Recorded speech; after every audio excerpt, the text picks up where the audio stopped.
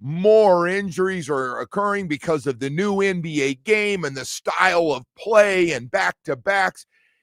Steve Kerr, back-to-backs been around forever. He hit the back-to-backs last night. I looked it up. You have any idea how many back-to-backs there are? I was curious last night. I literally, after I heard the comments, you have any idea? Not everybody plays the same amount, roughly, how many back-to-backs these guys play during the season. Now, again, in new NBA, very few guys, star players, playing back-to-back. They get to a certain age, they almost never do. Matter of fact, I think Steph Curry last year openly said, hey, we're not going to play Steph Curry. Getting closer to 40. We're not going to play him in back-to-back games. Everybody in the NBA plays between 13 and 16 back-to-backs, with the average being 14 or a little over 14 back-to-backs during a season. So he talked about Steve Kerr. I mean, my God, he made it sound like for people to get up and do hardcore work outside and work all day, work all friggin' day. He got into, and I got to tell you, man, I just, there was no sympathy. I am a big Steve Kerr fan. I got to know Steve Kerr really well when he was a commentator before coming one of the better coaches in the NBA and winning championships. He was great. I know he's been through a lot. He lost his father, was assassinated. I mean, he's been through it all. But I got to tell you, man, he get no sympathy out of me from what I heard last night. Back-to-back games, the 82-game season, no recovery time. We can't even practice anymore. Nobody's practicing in any sport. I can't speak for hockey, but nobody's practicing. Baseball's not practicing. They just play 6 or 7 days a week anyway. And I know, listen, I know all sports are different. There's not a whole lot of practice going on in football anymore. Those days are dead.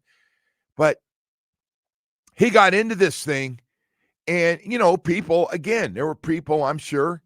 Jamie, you went to the game last night. No Steph Curry. I'm guessing everybody knew early. It looked like Steph Curry was the first one out, and then Jimmy Butler, of course, a little sore back. And actually, Jimmy Butler's been pretty good here early in the season and playing in most of the games. And Draymond Green, and again, 36, 37, 35, 36, 37, or 36, 37, and 38, the three of them, their ages. But yeah, he got into fast pace and the speed and the mileage these guys are putting, and it's causing more injuries and the back-to-backs. And he goes, well, I know the league's doing everything they can in the amount of time. And yeah, they don't want to play less games. The players don't want to make less money.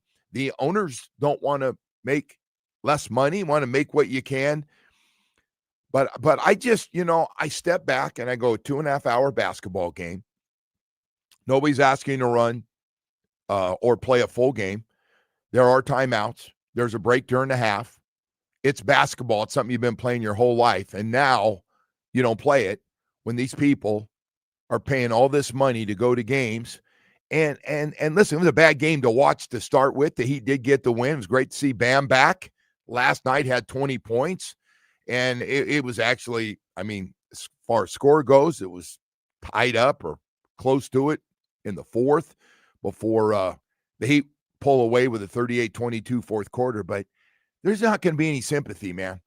Because you know what Steve Kerr turns around? We hope to have all three of those get back for Friday night's game at home against Portland. And I was like, yeah, of course they're going to be back. Of course. They'll have a few days off. Got a little night in Miami to relax and chill. And, yeah, it was just a bad look for a team I grew up with and big fan. And one of my favorite events for my father to take me to was, and they're in Oakland and been able to go to games anytime we could get tickets. We didn't go as much as we did to the baseball games or the football games, but, I was getting into basketball and he wanted me to see Nate Thurman and Rick Barry and that whole group. But, man, I know they got new contracts. I know the money's only going up. And so it's obviously got, and we got TV networks fighting over it. And TNT got knocked out because NBC jumped in. I get it, man.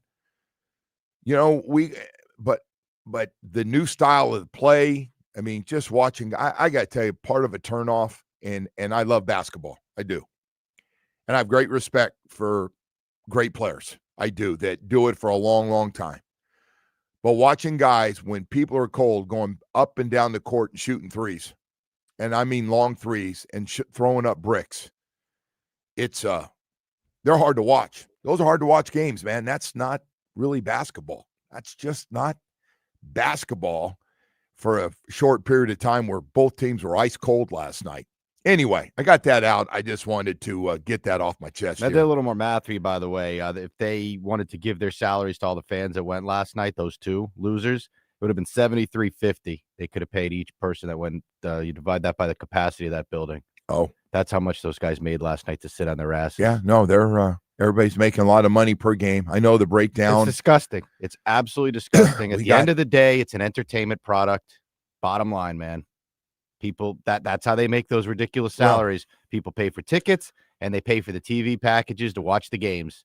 It is an entertainment product first and foremost. I wish we had that Michael Jordan thing that he said on the show. No, seriously. I know they don't care. Those guys don't care about Michael Jordan. They really don't. No, he said it again on that NBC thing. Thing about, hey man, I knew people were paying to come watch me play, whether they like me or not. And I felt like it was important. And that guy wanted to be the best player every night and all that stuff. And that's the second straight year now Steph Curry has been in Miami for his one game and hasn't played. So, and of course they throw a little, the guys got tweaked up a little bit playing in that game, that game in Orlando. And so anyway, that was taking place. By the way, I actually found this thing if you want to hear it, by the way. Oh, yeah. I'd love to hear what Michael Jordan had to say about this stuff. The term load management has become such a hot button in the NBA. I know you were going to talk about that one. Because you played 80 games a lot. You played 82. What do you think of when you hear the term load management thrown around? It shouldn't be needed, first and foremost. I never wanted to miss a game because it was an opportunity to prove. It was something that I felt like, the fans are there to watch me play. I want to impress that guy way up on top who probably worked his ass off to get a ticket or to get money to buy the ticket. You really cared about the guy who sat in the top deck at the Palace in Auburn Hills to watch you when you came to Detroit? Yeah, because I know he's probably yelling at me, and I want to shut him up. He's calling me all kinds of names. I definitely want to shut him up. Right. You have a duty that if they're wanting to see you, and as an entertainer, I want to show, right? So if the guys are coming to watch me play, I don't want to miss that opportunity. Now, physically, if I can't do it, then I can't do it. But physically, if I can do it, and I just don't feel like doing it, that's a whole different lens. So give me the first time that you came to that fork in the road in your career where you could have sat down and missed a game, but you fought through. Started my career. Okay. I twist my ankle. And I had a teammate. He says, "You twist your ankle, young fella. Come over and sit with me. This is you need to." I said, "No, man. I'm trying to make a name for myself. There's no way I can sit. I need to get out there and show what I'm capable of. I want to play. I want to win. I want to make an impact." And I twisted my ankle. I taped it up, and I went back out and I played. I always felt that. I always felt the necessary need that I could never leave my comrades out if I could perform, right? Even if I couldn't. Utah, great example. Everybody said the flu game. It's a game 5, which is a very pivotal game. I was going to find a way to get out there, even if I was a decoy. Well, once I got out there, you never know how, pushing yourself, you never know what happens, right? So that night you got out there and you found you could do more than you thought you were going to be able to do. Next thing you know, the emotions, the situation, the need of the team, all those things catapulted me to, I'm going to gut this thing out. Back to your point of what load management is, you play basketball 2.5 hours a day, 3 hours a day, right? That's your job. That's what you get paid to do as an NBA player. What are you doing the other 21 hours? I mean, to me, that's when you should be preparing for your next day of work or your next, challenge. Now, I'm the worst. Maybe I'm not one of the guys that you would probably model that, or I was going to say, did you do that every time?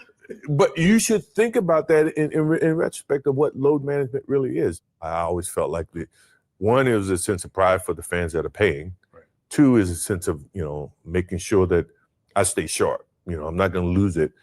And 3, I want our rhythm as a team to always be there. It can disrupt that synergy that's happening. So there's the greatest of all time, or arguably, if you want to get into this, if you're a young guy listening right now, saying, well, I get what you're trying to say, but I don't know if he's the best, but you get it. I just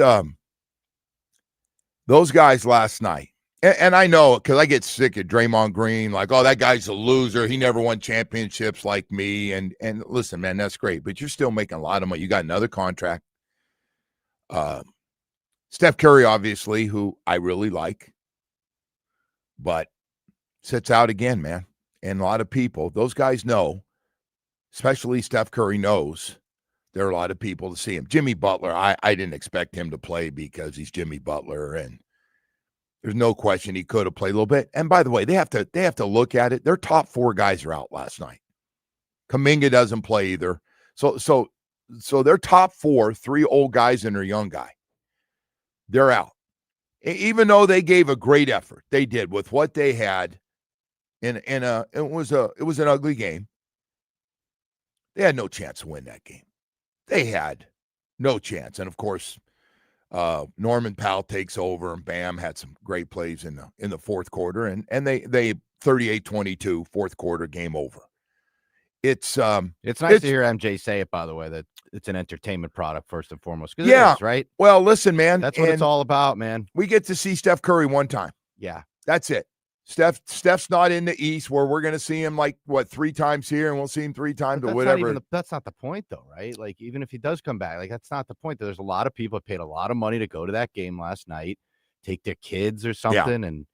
Well, listen, I'm not. Man. It is a bunch of bull crap, and all 3 of them, and of course, he's a little he got a little tweaked up late in the game, and by the way, we're hoping. I love that part, Steve Kerr's last part. We're hoping to have him back Friday night at home against Portland. Yeah, I'm guessing they'll play. I'm guessing all 3 of them. We'll see play tomorrow night.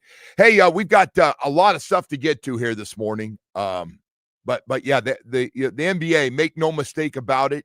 There's a lot of money. I know the popularity, not only here, but around the world for the NBA is great. But I got to tell you, man, you're turning a lot of people off. You are turning a lot of people off. And God bless you getting those big fat contracts from ESPN. And I think TNT's out. Who is it? NBC now. And I don't know. Is one of the other, somebody else in Netflix jump in the party a little bit, or Amazon might have a small package. I don't know. Day with it, man. I had to look at the app, the sports app, and see what network these things are on. Anyway, they're paying a lot of money though. The Heat get a win. More importantly, so they're 9-6. It's great to see Bam back. He did want to play last night, and then on top of that, they're going to go play Chicago, leaving today, play Chicago tomorrow.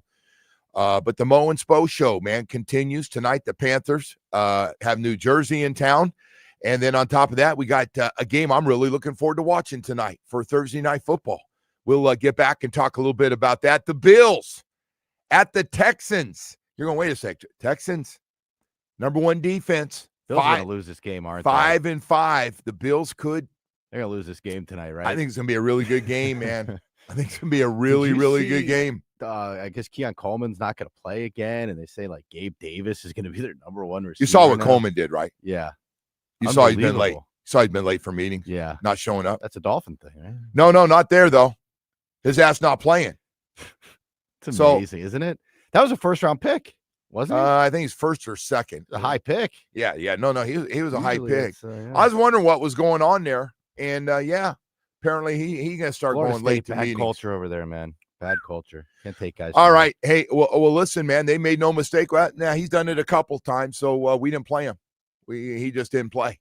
Hey, Atlantic Men's Clinic, you'll play there. Boy, I'll tell you what. If you're going through it to guys out there right now, hey, I feel like I'm president of the club, man. I've had low T and ED at the same time here in the last year and a half, and it's a tough one. It's tough when you know you're tired all the friggin' time. Didn't know what was going on. Less energy to work out, constantly tired, still eating the same amount of food. So I did gain that weight. Oh, yeah, I gained that 20 every guy talks about as he gets older, and that belly starts sticking out there. But then on top of that, sex drive is kind of a hit and miss, and then it just became a flat-out miss.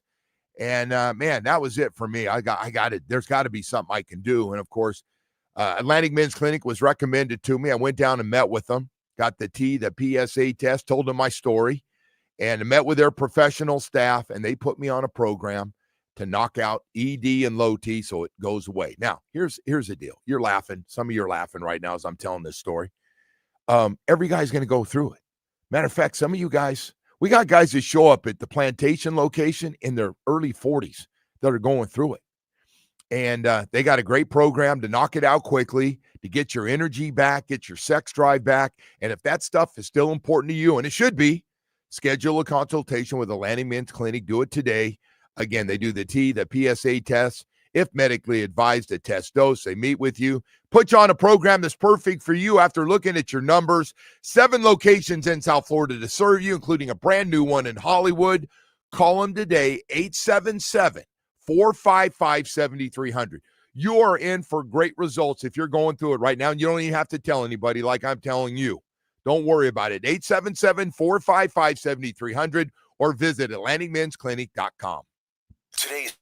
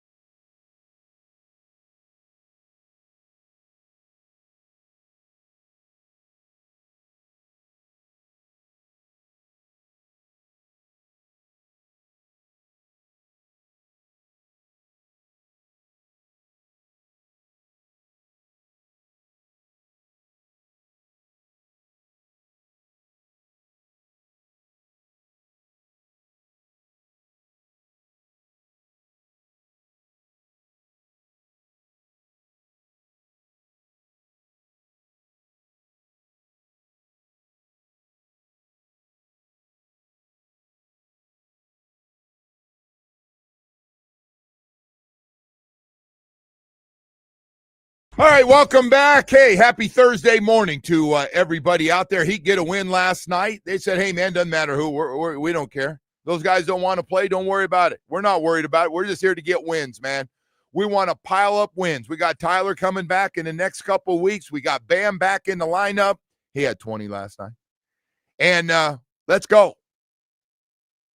By the way, the other thing that's crazy about this, so the one final thing that just, so last night, folks, if you're just joining us, Steph Curry, Jimmy Butler, and Draymond Green, after playing the night before in Orlando, couldn't play because they needed to rest.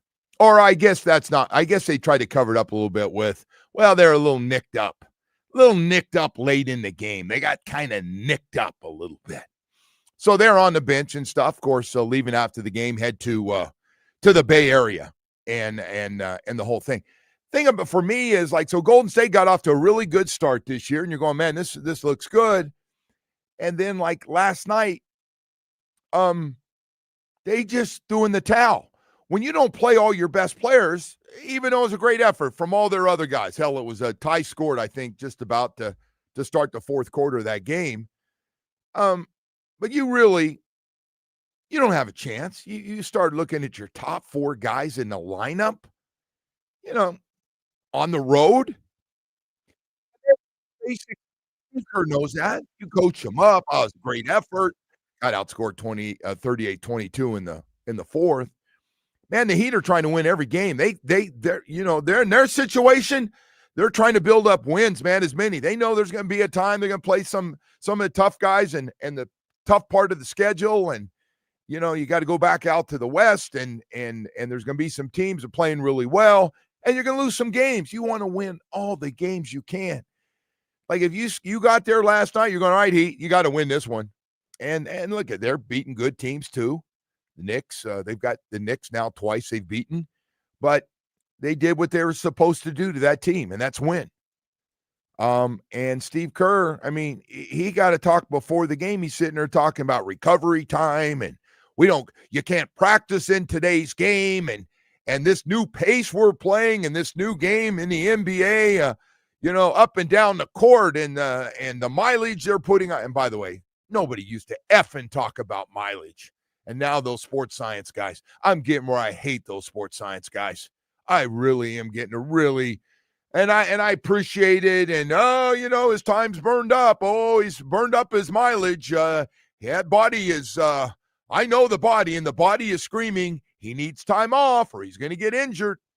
I mean, it's probably true. I mean, I guess it's just, so those guys sit out last night. They basically just threw in the towel for a game. Like, we'll get them, late end of the year. We'll be there. We'll be okay. We know we got to win some games and we'll spread them out a little bit. And then Steve Kerr's like, I understand the league's doing everything they can, but these back-to-back games that really tough. And we've got an older team. Well, they got second oldest team. Hell, I thought it was the oldest team. It's hard to imagine. 3 guys in your starting lineup starting at 36 years old. That's an old team. I think Jimmy Butler's might be the youngest of the 3 of them. So Joe, like I'm with you. Back-to-backs do suck, but all right. So here, have the owners take less money, right, for less TV money, or have the players take smaller contracts. Not going to. Who's going to give their money back? Not going to do it. Ah, okay. Not going to do it. Gotcha. And by the way, the commissioner tried to be a tough guy and put in the new rules and explain to him, especially. The big pet peeve was with the commissioner. It's not games like last night. It's when TNT used to have a nationally televised game or ESPN, and they've got their number one crew there, and they're hyping it up, and then these guys are out. Now we got a problem. We're paying a lot of money to see the best guys, and they played the night before for local TV, and meanwhile we're paying all this money for national TV games. That keeps everybody's salary up. So the league, is like, hey, we got to make sure those guys are playing when they get to those games. And if they have to rest, find another game. And anyway, it's too bad. We didn't get to see Steph Curry this year for people that went there and hoping to see him. And I don't know, does that mean he even warm up and go on at least tease everybody with that little shooting display he put? Probably not. All right, so we got tonight on a good news. Besides the Panthers are back in action. We do like the Spo and Mo show. I love that, the Spo and Mo show. Two of the best winter coaches we have in professional sports. They really are. They're good. Paul Maurice and his team tonight taking on New Jersey, and then got that game. Then Saturday, Woody got Edmonton in town. So Panther fans that go to those games going to have a good time, or watching it, or listening here on Sports Radio 560 and 104.3. I'm not sure where everybody is, though. You nailed it there. I'm not sure where everybody is. So tonight's games, you got the Panthers on 104.3. All right. Yeah, listen to the updates, man. And you got the Canes Hoops game on 560. Okay, there you go. That's where I'll be tonight. So on top of everything else, I'm actually looking forward to this Thursday night football game. A big game for both teams. Texans trying to get a wild card spot at 5-5. Bills at 7-3. Played pretty good at home, but struggled on the road. Got knocked around in a big way by the Dolphins a few weeks ago. And the Texans have the number one defense. So I'm really curious about this game and see what it looks like. Josh Allen coming off 6 touchdowns in his last game, which is just crazy to talk about. Hey, we got to get caught up, and we've got a lot of business to take care of here this morning.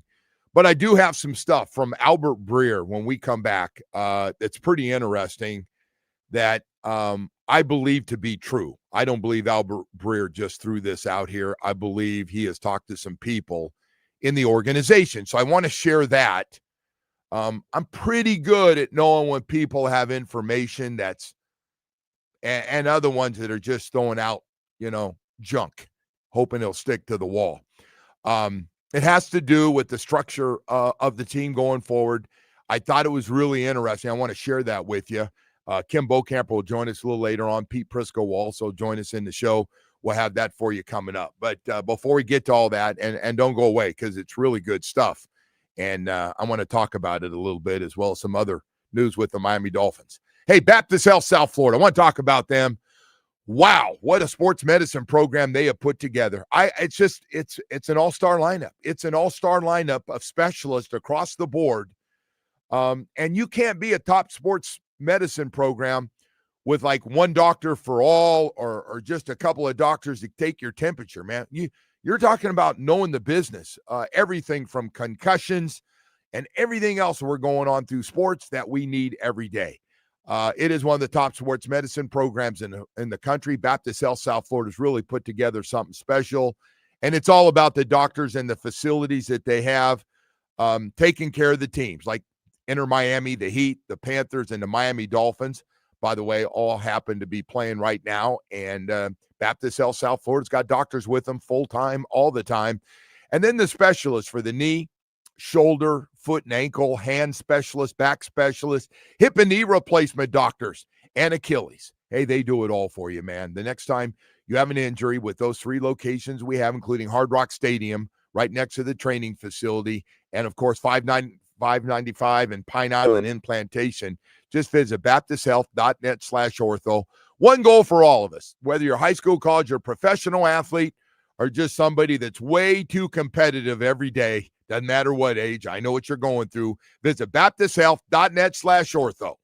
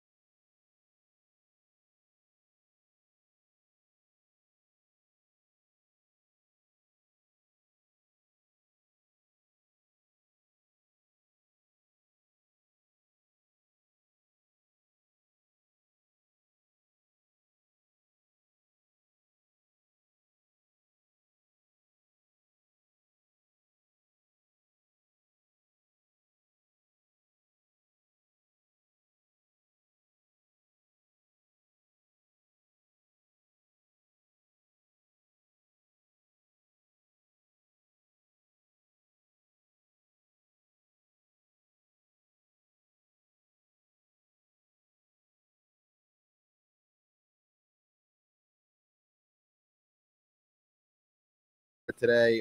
Tennis weather, I think, as you would call this here. 68 degrees at the moment. No rain in the forecast. I love this, Woody. I love when you come up with this beautiful stuff.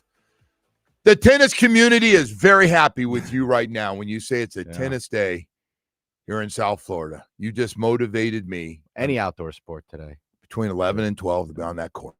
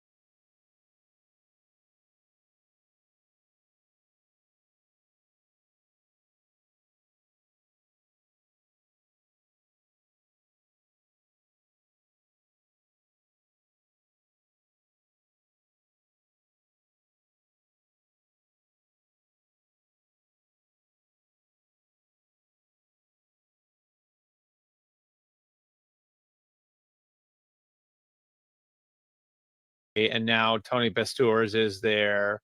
What Mike Disner has been in Detroit. Guys who kind of were stabilizing forces in their organizations.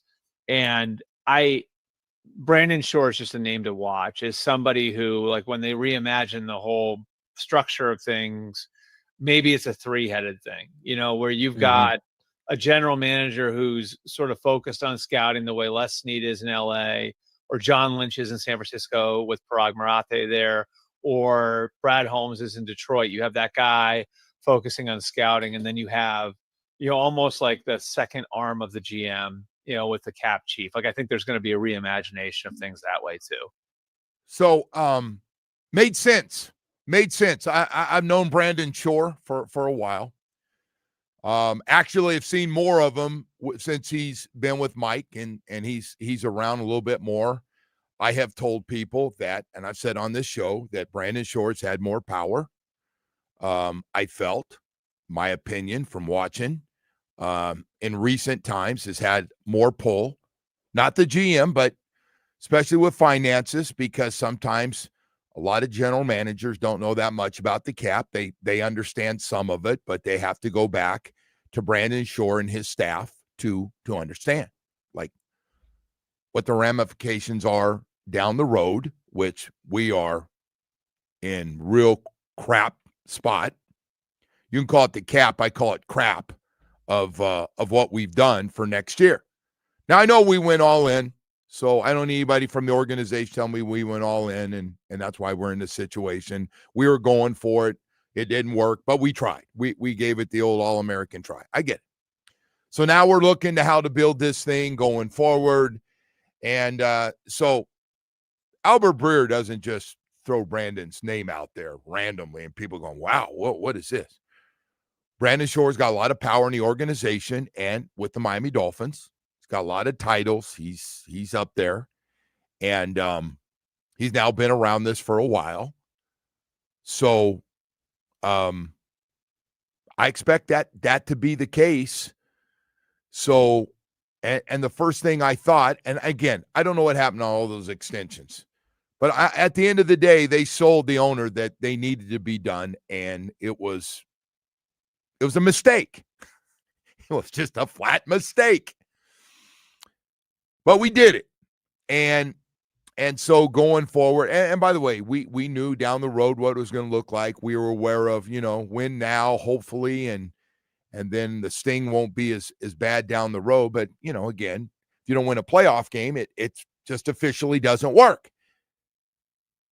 You can't tell me it works just because I went to playoffs.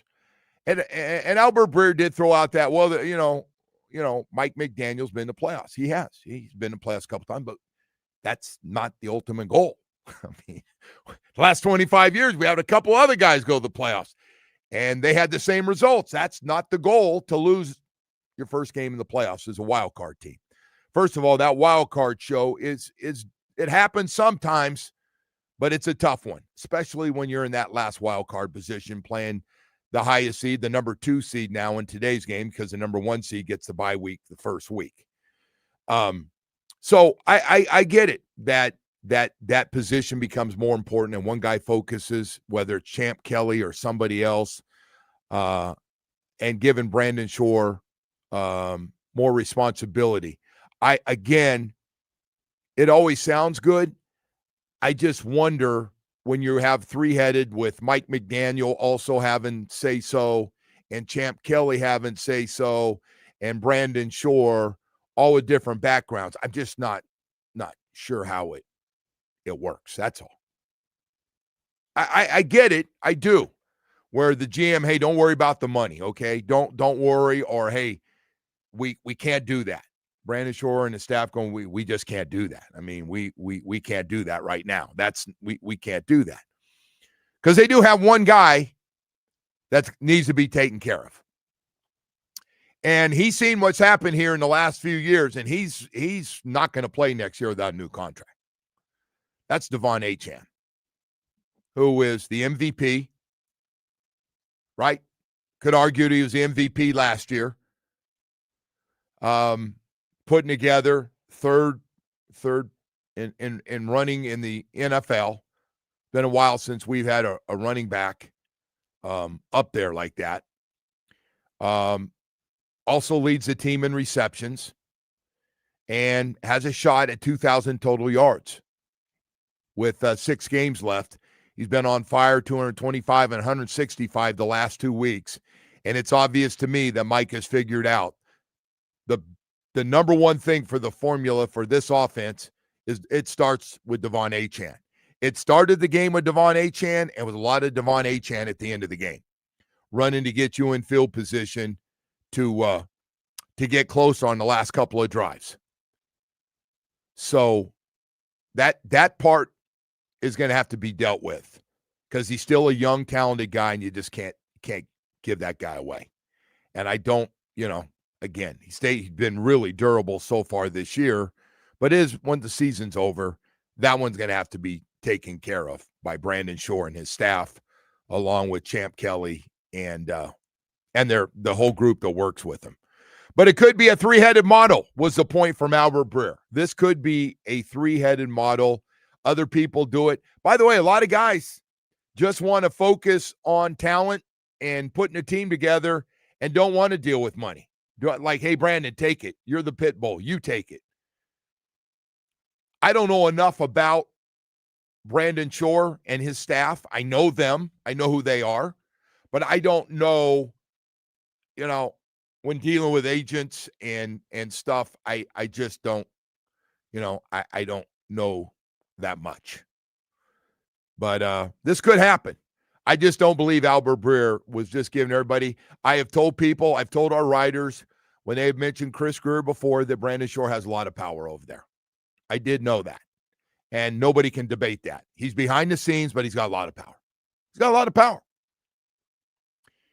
And he's got, like a lot of people now in the organization, they have more than one title and things. But I've watched this guy behind the scenes, get more and more power in the organization. So he's becoming a bigger part of this thing as we try to figure it out. First, finish this season, get as many wins as you can, and then we gotta make some decisions. Are we keeping who we have? Are we going to make some changes? And then we got to figure out that structure. I'd say that structure is the most important thing. Now, I'm going to tell you one other thing.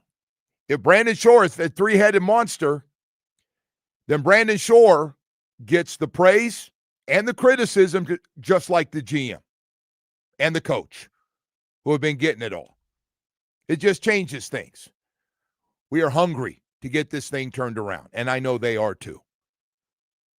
Had a great talk with Champ Kelly, had a great talk with him over in Madrid. I don't mind sharing, but it was great.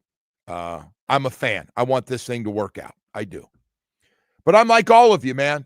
I don't know who, I know all our fan base send me stuff of different names of who you like and who should get it. And again, I don't fall in love with. Matter of fact, I usually go against somebody that's telling you all these great things on ESPN. You want to hire him because some of you do that. Or a guy that's fired out there is trying to get a job. You want him because he did something 20 years ago and he won a championship, and you think he's the answer. And I know we do that. I know that happens, and that's part of being a fan and caring about your team. But we got to get that right, however it's structured. And I think Albert Breer kind of opened our eyes a little bit on information that I believe he was given. So anyway, we've got a lot more stuff to get to. 7 o'clock hours coming up. Mr. Bokamper is going to be joining us here very, very soon. And I got to tell you, speaking of this great weather, hey, tennis fans, tennis players, there's a bunch of us out there. We take a lot of grief from other people. But, hey, I just want to let you know we got a great event coming here that's going to be great. The best tennis players in the world are heading here to Miami to play in the first ever tennis event at Lone Depot Park on December 8th. Top-ranked Carlos Alcaraz, right there, man. Drop the mic. Carlos Alcaraz is coming back and will face this Brazilian star, and he is something else. He is fun to watch. Joao Fonseca, great player. He's on his way up the ladder right now. And then besides the men's singles, 4th-ranked Amanda Anisimova is going to be in town. She's actually grew up playing down here anyway. Takes the court against 6th-ranked Jessica Pegula. Even though she's a Buffalo Bills fan, she is fun to watch. First ever tennis event at Lone Depot Park, December 8th, 7 p.m. Tickets are $40 on sale now at martins.com/tennis. If you love tennis, you're going to love this event. WQA.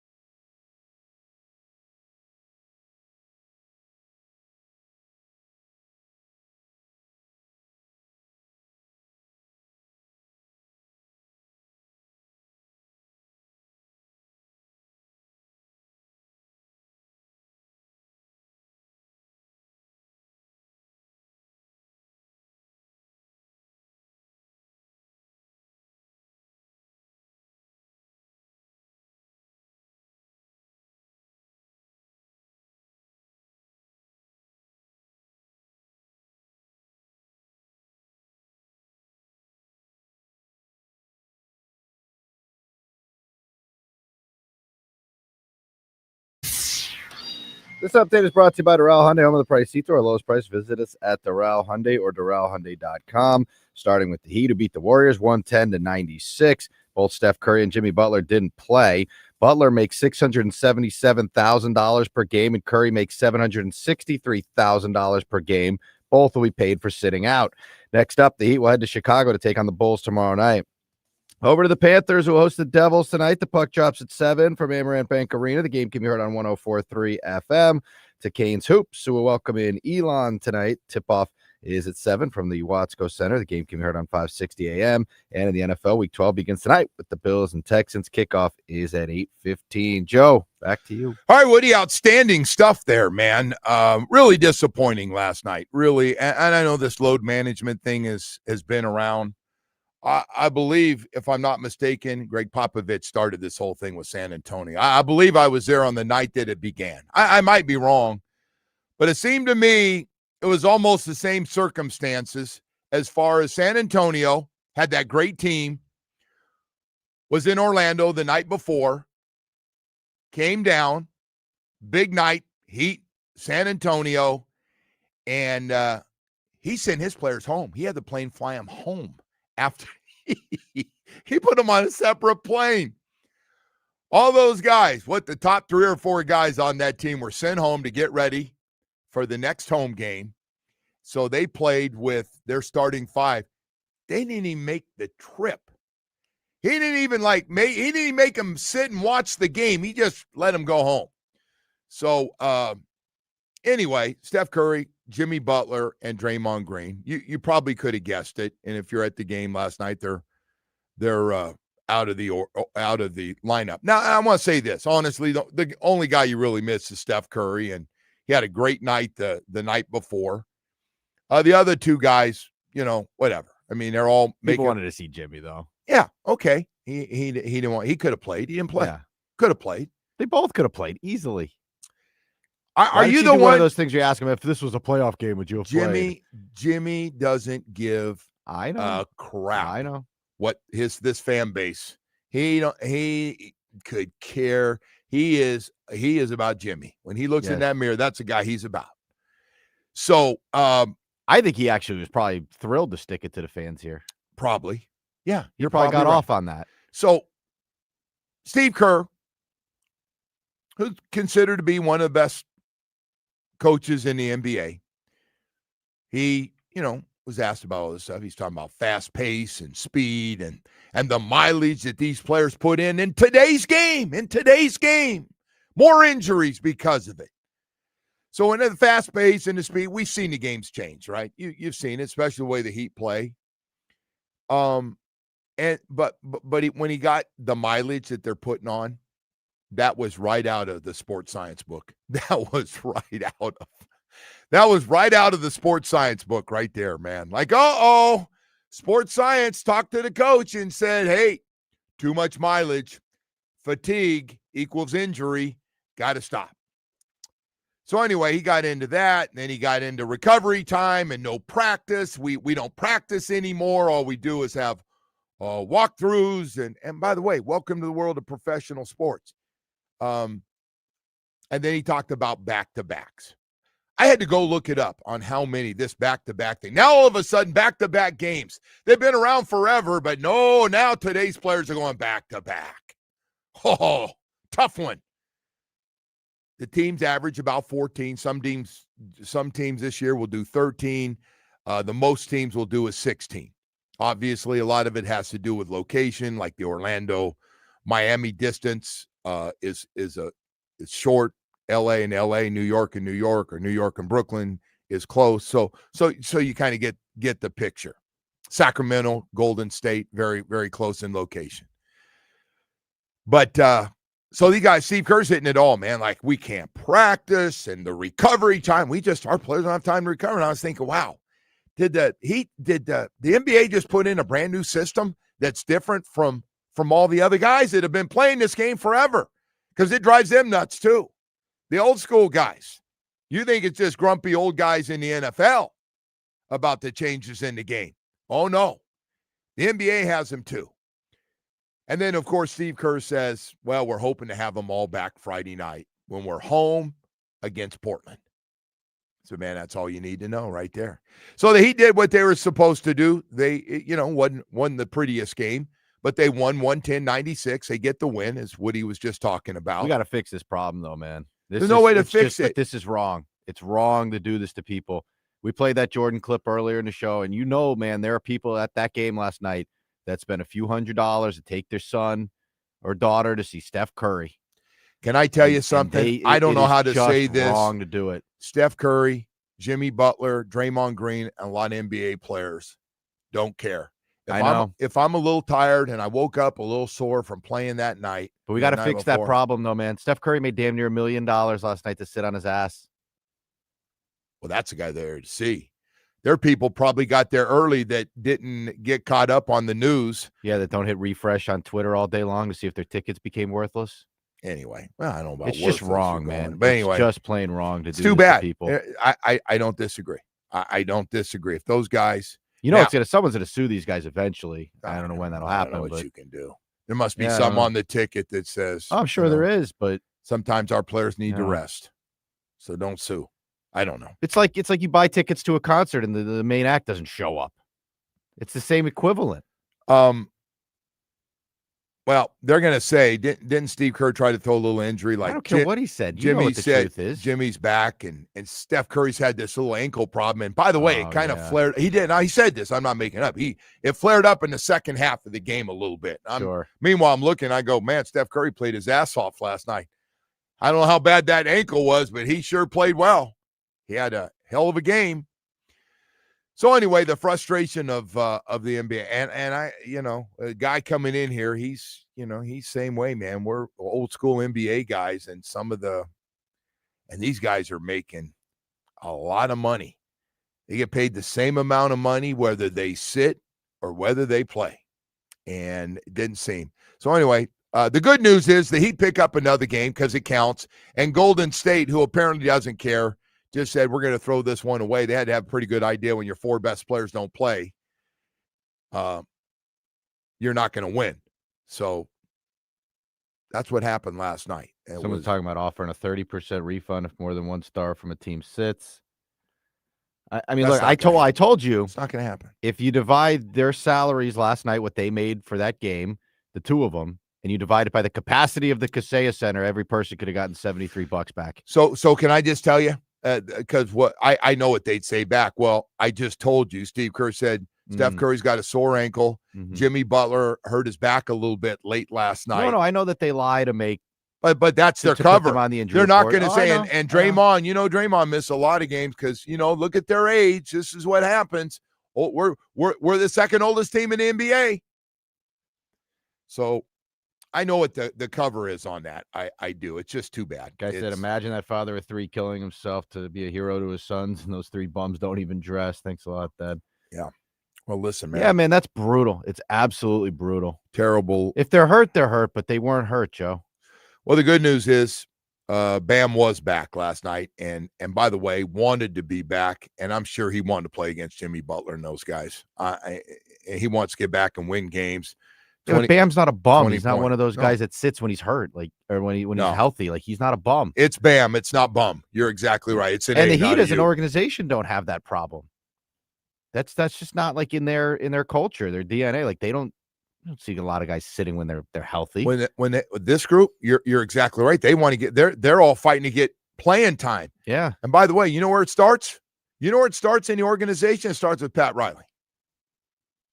Pat Riley comes from the time when guys played. Hangover, coming out of rehab, ankle swollen. Guys are going to play. I'm shocked that it's Steve Kerr of all people. Again, we played that Jordan clip, and it's like the guy played with Jordan. Man, first of all, he was a key part of those Jordan teams. But that what clip from Jordan wasn't like during his playing days when he was, crazy. You know what Steve Kerr would say? That was from 2 weeks ago. So Michael Jordan calls Stephen Kerr and goes, dude, you were a feisty guy on our team. What are we doing, man? Because they've all heard what Michael Jordan had to say about this topic. And he'd say, hey, man, it's today's games. Like, this is where we are, and he'd throw the schedule out. I don't know what they want the NBA to do. Let's spread the season out another month. and then we'll have more time and give you more rest, and we'll knock out and get rid of all the back-to-back games.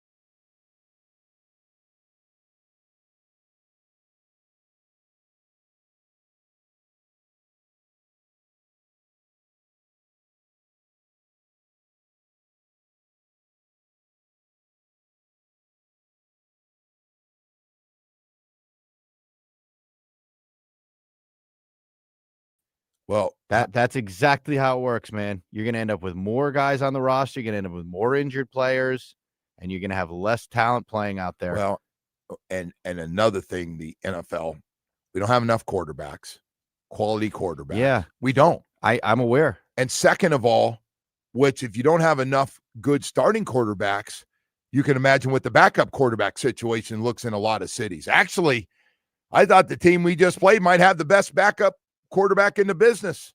Check out tonight's game. By the CJ way, Stroud and concussion protocol. I take that back. Mac Jones been pretty good for the 49ers. Sorry, Mac, I forgot about you. But there's not a lot of good backup. Yeah. There's not a lot of teams in a real good backup situation right now. No, keep adding games, man.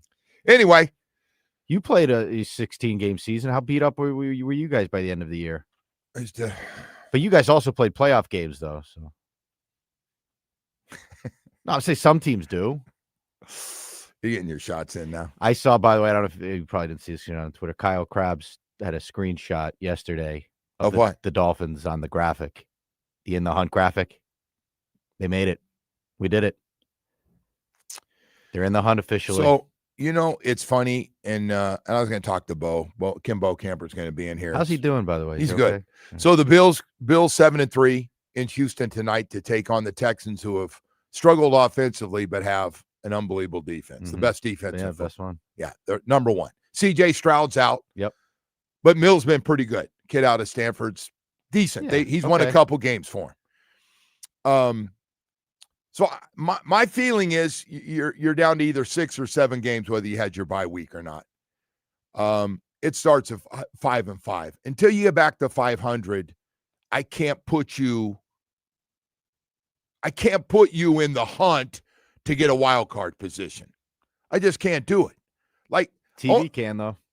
No, I get it. But the 5-5s, and the reason I bring this up is because there's a lot of people think the Ravens, Kansas City are still going to get in this. And to be honest, if the Texans, as long as you got that great defense, I'm sure I don't know how close CJ Stroud is to coming back, but that's a pretty good team. Those teams are going to have a chance. What are you thinking, Woody? I'm thinking if you're 5-5, you got 7 games left. You got to go 5-2. You got to get to 10-7. Yeah. But that's what everybody's talking about. And I hear Kansas City, we got to get to 10-7. We just got 10-7 will get you in. Jamie just put it up on the screen on our YouTube feed. Dolphins in the hunt at 4-7. They're so far out of it, though. The next team up is Baltimore at 5-5, KC 5-5, Houston 5-5. Yeah. So the problem is the 5-5. We still lost 7 games. I know in the win column it's 1. I'd be shocked if the Dolphins got to 7 wins. Right? That seems like to be the ceiling at this point. But you would be shocked if they got to 7. I think they get to 7. Isn't that their win total? Or was their win total 7.5? Right? I don't know. But Boy, those 7.5 bettors are sweating right now. Hey, Woody, all I know is you know who you got out of the chute, man. Coming out. After the bye week. Yeah, they're not good teams. There's 2. Then the question is, how do you play against some teams that are pretty good? Except Cincinnati. Well, I think you question how you're going to play against teams that are bad, too. Hey, Woody. No slam dunks with this team. No, man. but from what you've seen the last 2, if I said you got to 7 and 10, it's not crazy. I agree. Is that what Joe Shad said, 7 and 10? I think so, yeah. You're going to apologize to him? He was right. Okay. He wins. He didn't win yet, but he looks like he's on his way. Yeah, that's true. We got to play the games first, right? Yeah, we got to still play him. Who knows what's going to happen? Hey, man, 56-yard field goal, no good?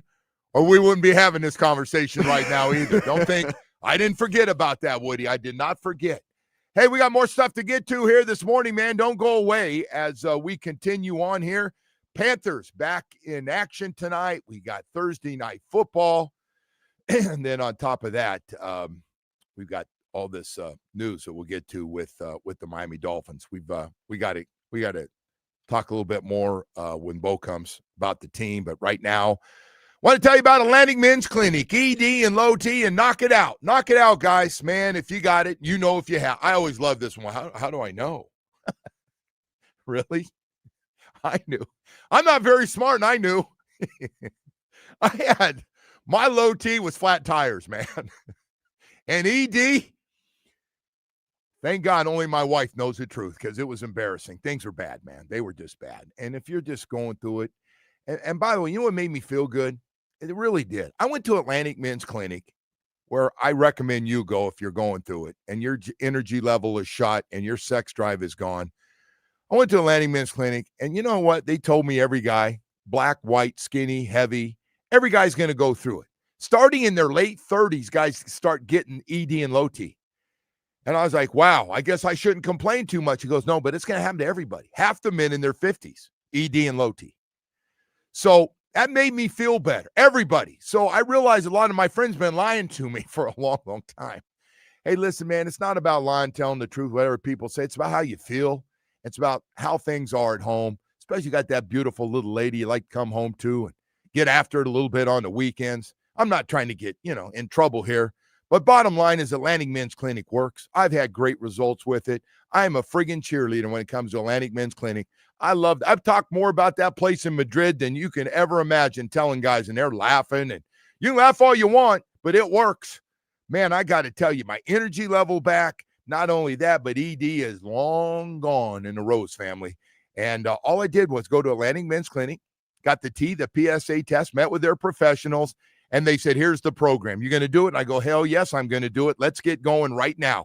7 locations in South Florida to serve you, man. It worked. A brand new one in Hollywood. They're great places. They're great people that know what the heck they're doing, and they take care of 2 things, Low T and ED. Call them today, 877-455-7300. Stop thinking about it. I might do it. Do it. No more might. 877-455-7300 or visit AtlanticMen'sClinic.com. WQAM broadcasting live.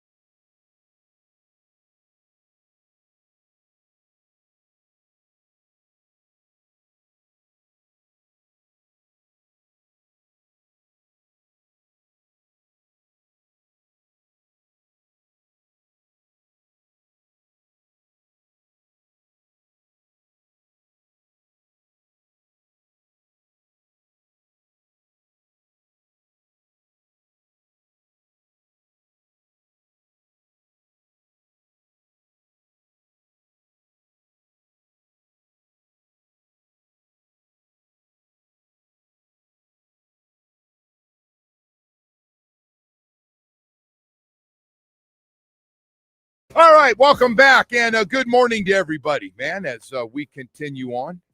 A lot of the Mo and Spo show. Just love it, man. Paul Maurice and Eric Spoelstra. We don't talk much about coaches, right? Unless it's really bad and you're blaming coaches, but we got two. The winter show is going to be fun with Paul Maurice, who right now is a little shorthanded, and Spo, who just absolutely gets the most out of his team, puts in a new style. And I still believe even in this town, he doesn't get enough credit for what he does and his style and changing things. And, we're all kind of like, what are we doing? Norman Powell, that's the move. Well, that was a pretty good one. Norman Powell's averaging 25 points a game. And the other part is, no, we can develop our own guys. And, you kind of roll your eyes like, come on, Spo, how many times are you going to do that? Jaime Jaquez, 17 a game. And I got to tell you, the light's about ready to go off. And I'm Khalil Ware. I just feel like the light's about ready to go on full time. Full time. It's on and off. I mean, he just throws in like, what do you have, 16 rebounds last night? What did I see? He had 16 rebounds. And they're getting better. And Spo's on him, man. Spo's on him. Spo's had a couple of centers that were part-timers, and he hates those guys. He hates when you tease him, and then all of a sudden you can't run up and down the court, and, your guy's getting a dunk, and you're about 6 steps behind him. And I think this guy, Khalil Ware, wants to be. I don't know him. I don't know him at all. He looks like he wants to be a really good player. And if he's willing to put in the work and buy into what they're selling in the culture, he's got a chance.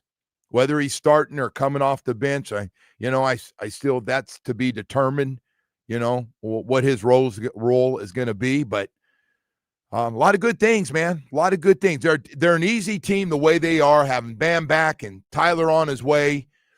It's going to be a fun team. I think they're going to win a lot of games. I think they're going to be a lot better than that 500. 9-6 right now, gotten off to a nice start. And I know they're going to hit some rough ones, but they go after every game like they get it. Like, no, we can't games we're supposed to play well at home. That's been a knock on them, not playing well at home. They're off to a great start at home.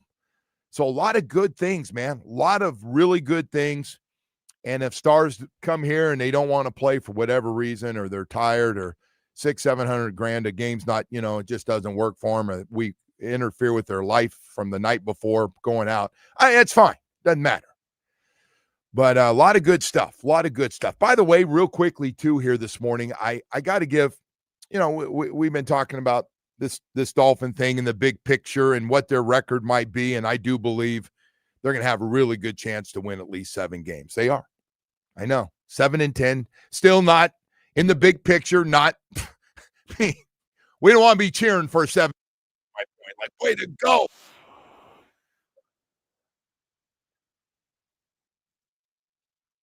Good season. It's really, really good season. I mean, really good. They're not taking a back seat to too many seasons down here. Devon Achane, especially the last couple of weeks where Mike has really made him the big piece, has just been fantastic. 900 yards rushing, 3rd in the NFL. He also leads the team in receptions, 54, another 370 yards with a total of 9 touchdowns. And the other guy that just doesn't get enough love, and I'm guilty, he leads the league in tackles by a ton. He had 20 tackles last week. Friggin' 20 tackles. 20 tackles, Jordan Brooks. He's got 125 tackles on the season, 2.5 sacks, 1st in the NFL. We got some, and by the way, that guy leads the team out there no matter what's going on, no matter how bad the offense is or if the defense is struggling. This guy brings it, man. Has a lot of tackles right on the line of scrimmage. And by the way, I've known he's getting better as the D-line gets better. Take on some blockers for me. Let me make some tackles. And he's just been good. And with that group, Aaron Brewer playing so much better than I thought he could. Just getting better and better at center, if that's possible. Patrick Paul, the left tackle, has been really solid. You notice we never talk about Patrick Paul. And I just want to give a couple of guys. Jalen Waddle's had a good season, especially now he's the number one guy. Had a couple drops in the last game, but I really want to give a shout out to a couple of those guys.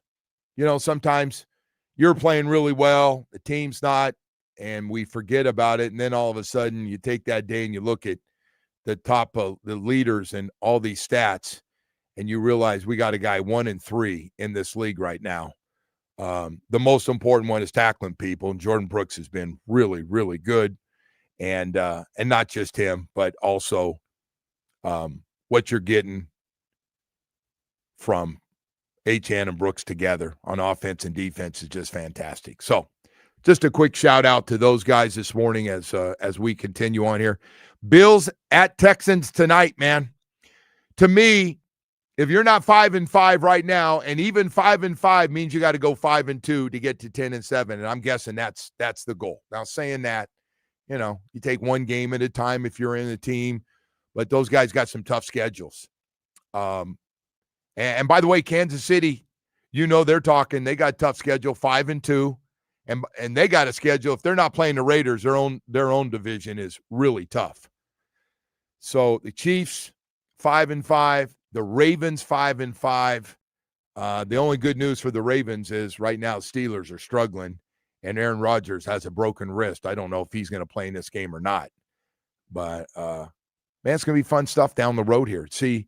Can the Texans, one of those 5-5, if not two of them, are going to make it to the playoffs? Will play well down these last 7 games to get to that 10 wins. How about if we have 3 or 4 teams at 10 and one doesn't get in? Can you imagine going 10-7, you can't get in? Jeez, that'd be a rough one. Rough one. All right. Hey, we've got more stuff to get to here this morning, and we'll come back and talk about that. Hollywood's headlines coming up here. Bo's on his way in. Pete Prisco, senior NFL analyst for CBS Sports, will join us as well. We'll talk to him. It's a holiday season, and it's a really good time if things are good in your own life, man. You know, there are people that, you know, you say your prayers every day and go, man, we've been lucky. You look at your partner and you go, man, we have a lot to be thankful for. If you're going through that and you like to get involved with something that's just great during the holiday season, I know there's a lot of great charities out there. I can't think of anything. I know Chapman Partnership and their 2 facilities, they don't take a back seat to anybody. They don't. 30 years, man. 30 years they've been around helping the homeless. And when you say homeless, sometimes it turns a lot of people off, and that's why I got to tell the story here real quickly. I'm talking about coming into the program there, not going back on the streets, staying there, and rehabilitation. I don't know how else to say this about all the programs they have.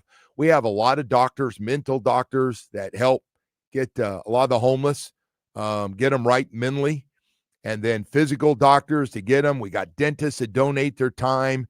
We got babysitting services so homeless can find jobs again and be able to get back out on their own within 3 to 4 months. That's the goal.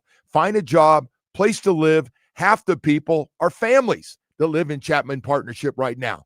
Gone through some hard times, lost their jobs, and trying to recover. And that's what Chapman Partnership is all about. They've been doing great stuff with all their caring support and wraparound services that they offer, celebrating their 30th anniversary. What a great time. 30 years, 3 decades. Chapman has assisted over 145,000 individuals and families to overcome self-sufficiency. Hey, man, join me this holiday season, 2025, to celebrate and support their mission and work in our communities, paving successful pathways for one of the most vulnerable populations right now, the homeless. Join me, WQM, to support anything you can give, even donate your time.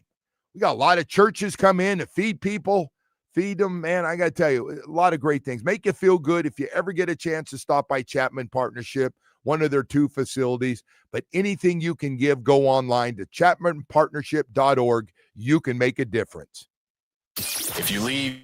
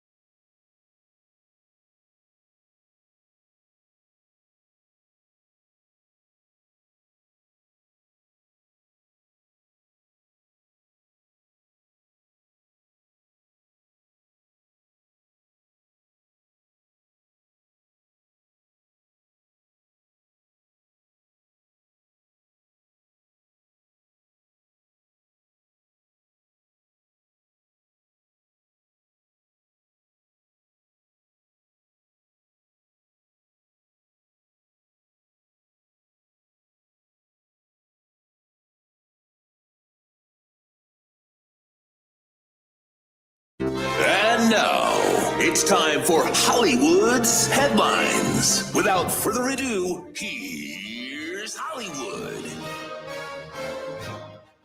All right, Woody. We got the big fella in the house, Kim What up, Bo? Bokamper, with us. How you doing? I missed you, Woody, when we were in Spain. I Thanks, woke man. up Thursday Thanks. morning in Spain. I go, you know what? I think I you need did. I need a dose of Hollywood right now. You know, You know what's funny? It was raining that one day. it was raining. We were hard. having breakfast Yeah. and drinking coffee. You go, I miss, and I thought you were Yeah, going to say, no, I said Hollywood. I thought you were going to Yeah. say Sweet Mary or something. You went, Well, what? I missed her too, but No, you know, but you I mean, go- in a different way than Hollywood. You go, I miss Hollywood. And all the guys are going, Yeah. who?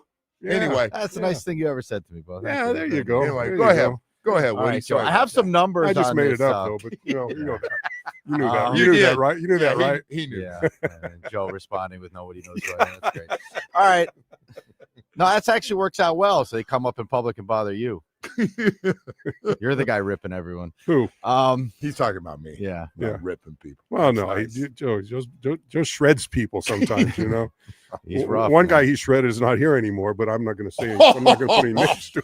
Oh, I didn't All get right, any credit for go. that. Ah, Let's go I'm with some That sorry. was headlines here. self-inflicted. You know, Go ahead. you know what happens? I come in here like this, and I've had like 2 cups of coffee, Joe, and Terrible thing. in the last cup, I just drop off when I'm coming in. So, you know, That's why I need you to stir up more of my stuff as Yeah. I'm trying to You put seem it very to bed. feisty. Go ahead. Bo, I'm guessing you have thoughts on this one here, Joe.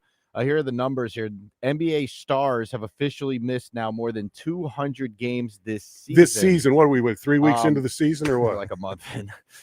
So there's 45 players who currently Yeah. qualify for star status in the NBA. Yeah, 32 have missed at least one game already this season. yeah. And that's defined by a participation policy, as any player has made an all-star or all NBA team in any of the past 3 seasons. Yeah. Well, you know what? It makes you know. You saw what happened last night. It makes you wonder. Well, there's a reason I don't like to watch the NBA, because the NBA players don't like to watch the NBA and participate in it. So you saw what happened last night. No, right? I haven't. You don't. Can I tell you what happened? No. Yeah, you can tell me. No, because you're a Golden State fan. You and Yeah. I are from. No, that's yeah, that's yeah. our team we grew Yeah. up with. I was on one side of it. You're on the other side Yeah. of it. But that was the only team we had. We had Rick Barry and Nate Nate Thurman. Nate. Al Al Addles. Addles. There Oh, you see, go. same time. Al will whoop your ass if you look You're at me darn right. wrong, Addles. You're darn right. So anyway, last night, Steph Curry, Jimmy Butler, Yeah. and Draymond Green, who played the night before, Yeah. couldn't play back-to-back games. By the way, what's that? How much are they making? Just give this will get him going. Just share that Was with in him. my hourly update here. I want to take shots of these guys. So Butler makes $677,000 a game. Oh, why would he play? Curry makes $763. Yeah. I rounded down on both of those numbers. By the You way. know what? If Joe, if we were playing, both married, and I told my wife, I said, you know what? I'm not going to play tonight. She would go, get your ass on that court. All the other guys are playing. You- Why the you- hell are you you- not playing? You're going to leave $600,000 laying on the Yeah. floor. Just out of curiosity, did either of you guys make $677,000 in your careers? I made 900 total. Wait, 677.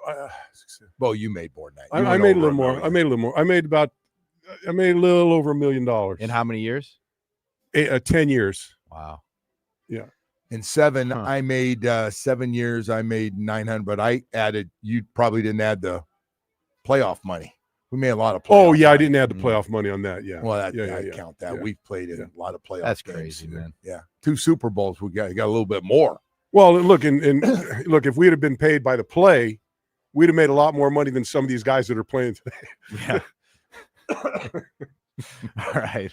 All right, Um, now you got all your shots in. We're I know, good. I Now, know. go this ahead. is. I think Bo's gonna like this one too. We'll backtrack. Well, what do you do? You just think of ways to like poke the bear? Is that Yeah, what you're doing? No, he every, does. every This time is- I come in here? This is actually a good. You one, do this Bo. to Perkins and No. Omar? No, he thinks he's got you because he knows you truly don't give a crap. I anymore. know you're gonna like that. I actually know you're like so. Cam Scattaboo. We Love talked him. about this yesterday. He had the really bad ankle Yeah, injury. I'm dying to see what you think of this. Yeah. Yeah, he's at So- he's at that wrestling event, pushing Now, people around. Hang on a second. Yeah. Okay. So the coach had to come out and he said that it was a team organized event.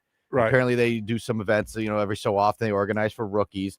And then Cam Scattaboo went to Twitter and he said this.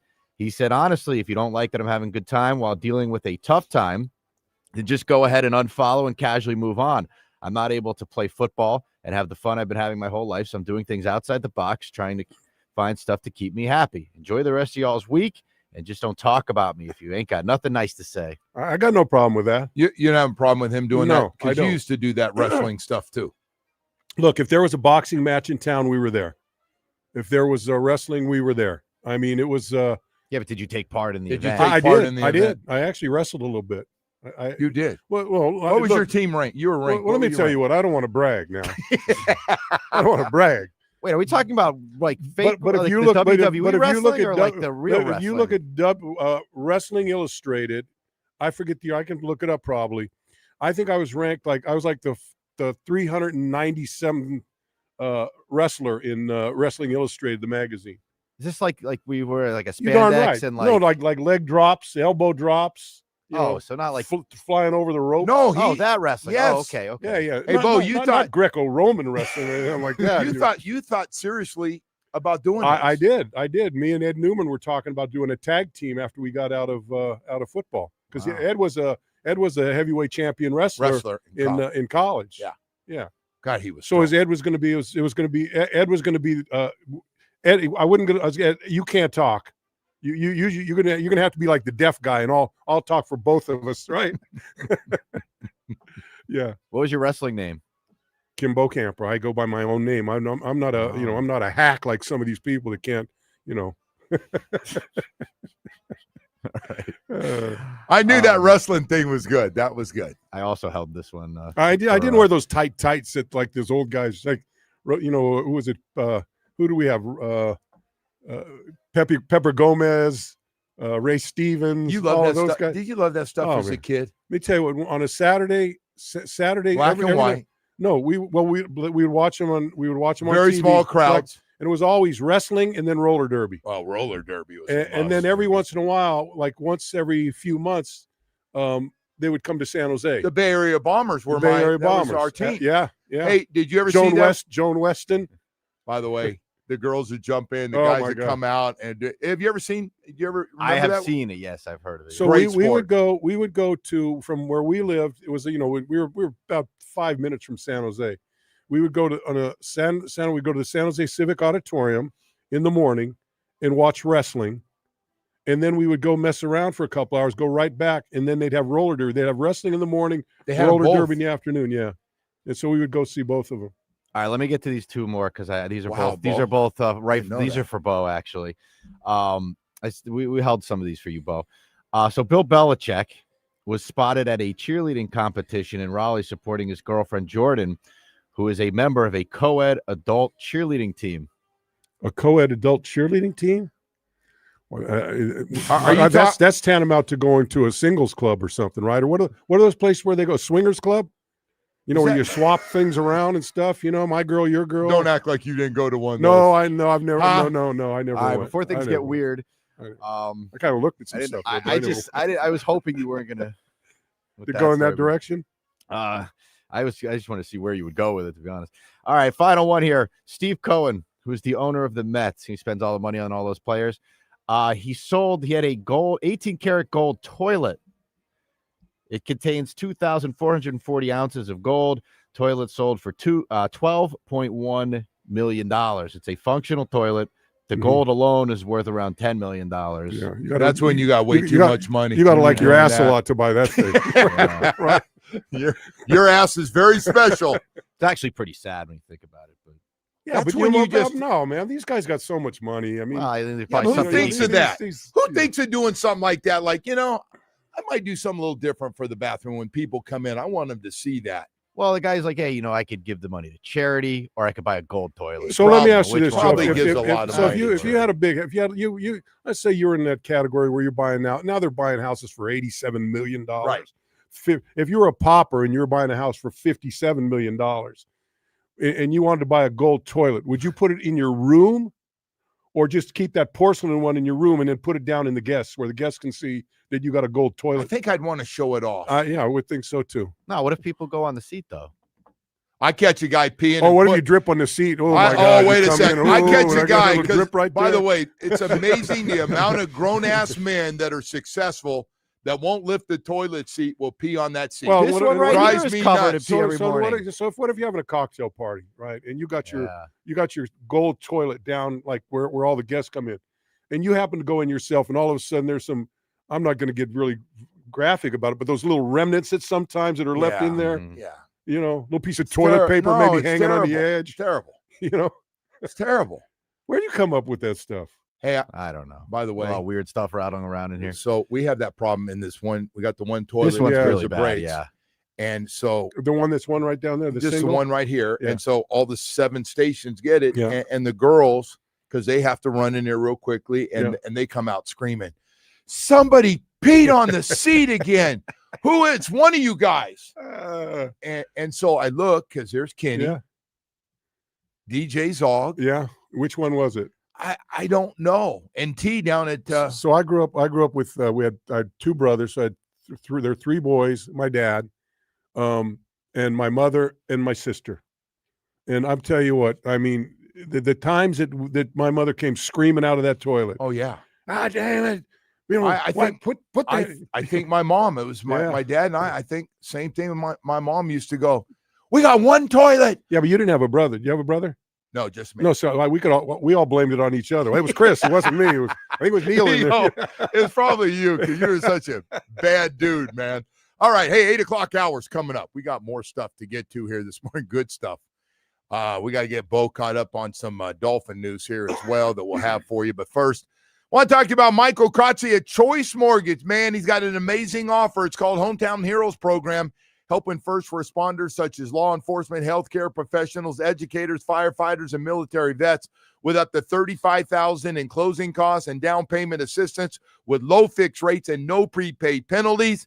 Give Michael a call on his cell phone or text him 561-441-2730. It's 561-441-2730. Again, learn more about the Hometown Heroes program. That's Michael Kotze at Choice Mortgage. It's about getting you a mortgage and quickly and then getting you the best rates. Go to Google reviews on the web, saying a lot of great things about Choice Mortgage reviews and Michael Kotze. Again, 561-441-2730, MLS 166254. Listen to this. When it comes to Michael Kotze, 30 years of experience and ready to take good care of you today.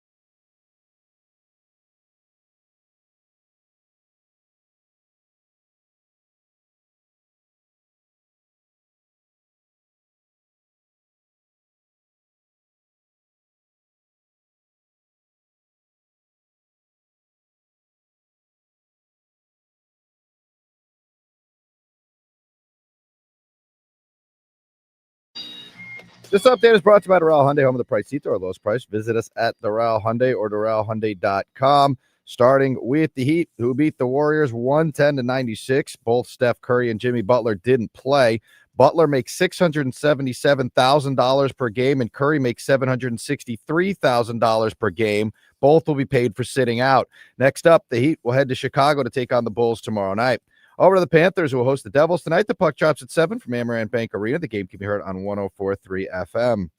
To Canes Hoops, who will welcome in Elon tonight. Tip-off is at 7 from the Watsco Center. The game can be heard on 560 AM. And in the NFL, Week 12 begins tonight with the Bills and Texans. Kickoff is at 8:15. Joe and Bo, back to you. Thank you, Woody. As we do have Kim Bokamper with us here in the house and been talking about a lot of different things. Hey, before we get going here, Bo, and everything else, all this information, because you and I have now had a chance to spend time with Champ Kelly, and we both like him a lot. Yeah, nice. No, I mean, look, you know what? It's funny, the conversation I had with him in at the game in Spain, and you know, it was enjoyable because he asked, what do you think? You know, and I think he's probably doing the same thing with these, you know, getting acquainted with guys that have been around. And I think he values, you know, what things that we have to say. Well, he's gonna make a run at keeping this job, and I think he probably. Yeah. I think. Well, I you know, look, it's what's he 2 weeks in now, right? Yeah, just a couple weeks in, right? But he's had a chance to sit back. Yeah.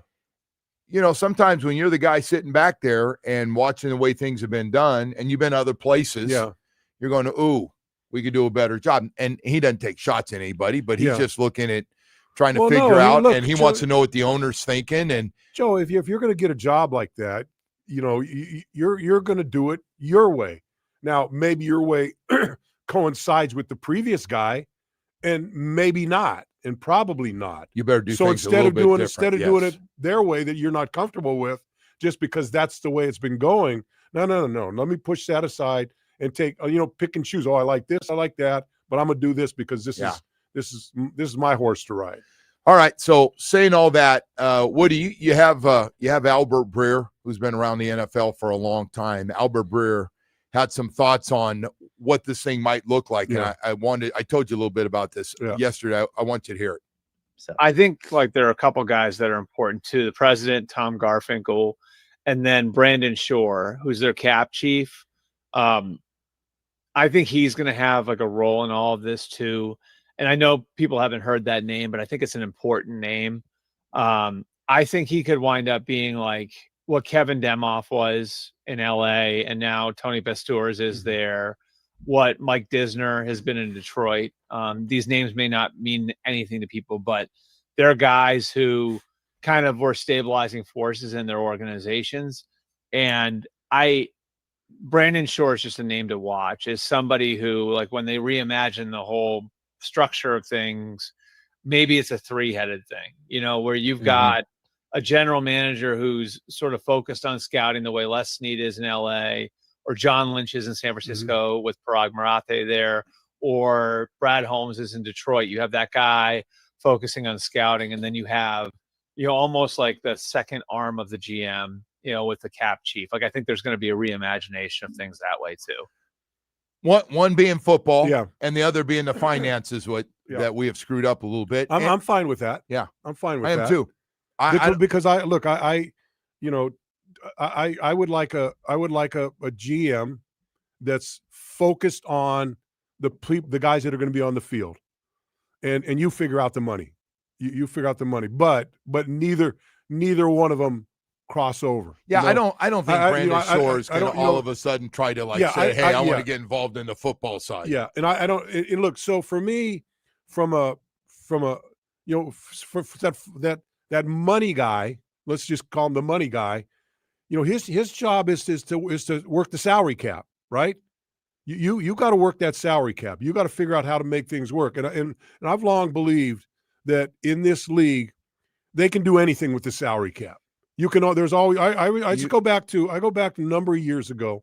Tampa Bay was was one when they were kind of in that Super Bowl, pot mixed that in that realm, and they were like barely under the cap, and somehow toward late in the season they bring in 3 big guys to get them over the top. And I go, how'd they do that?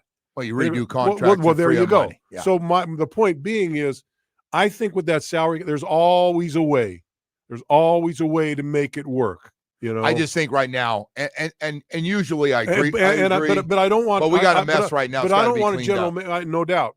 But I don't want a general manager that's got one eye on the prospects and another eye on the money. I want that guy to say this. I want this guy. You figure out how to make it happen. I think Brandon Shore this past year. Now again, well, Brandon's been around for a long time. He's climbing up the ladder. Right? He has climbing up. Yeah. No, he's got power. He's got juice. But Albert, I hate to break it to you, Brandon Shore's had juice over there. Yes. But so I believe that Chris has tried to say, hey, I need this and this. Yeah. And I believe Brandon Shore said, you can't have it, man. Yeah. We went all in a year before. We got it. We got to be responsible. You got to do it. You got to do it cheaper. I know you need this. It's your job to go out and find, which, by the way, we've got some veteran guys that aren't making a lot of money. They're making some big plays. Jack Jones just made the biggest play in the last game, the interception, end of the game. So you can find some of those guys, but I think I can see where this thing's going to work together. Well, I think the key, you know what, to me, I think the key to this team, right? Let's just talk about this team and where we are today, right? I think the key to this team lies very much in the fact that all the young guys that are playing this year, Savaianaya, Grant, Phillips, Biggers, the guys in the back, Trader, Gordon, all those young guys, all of them, that are getting a lot of snaps, they've got to be the equivalent of Patrick Paul last year. Yeah, they're right? They're going to be Come starters be next year. Yes, and they're all cheap. No, I'm not saying cheap. They're rookie contracts. But they're rookie contracts, yes. And so you build there. So if you can do that in a year or two and build on these young guys that are under these rookie contracts that give you flexibility financially, you're not burdened by those guys that you did 2 or 3 years left in.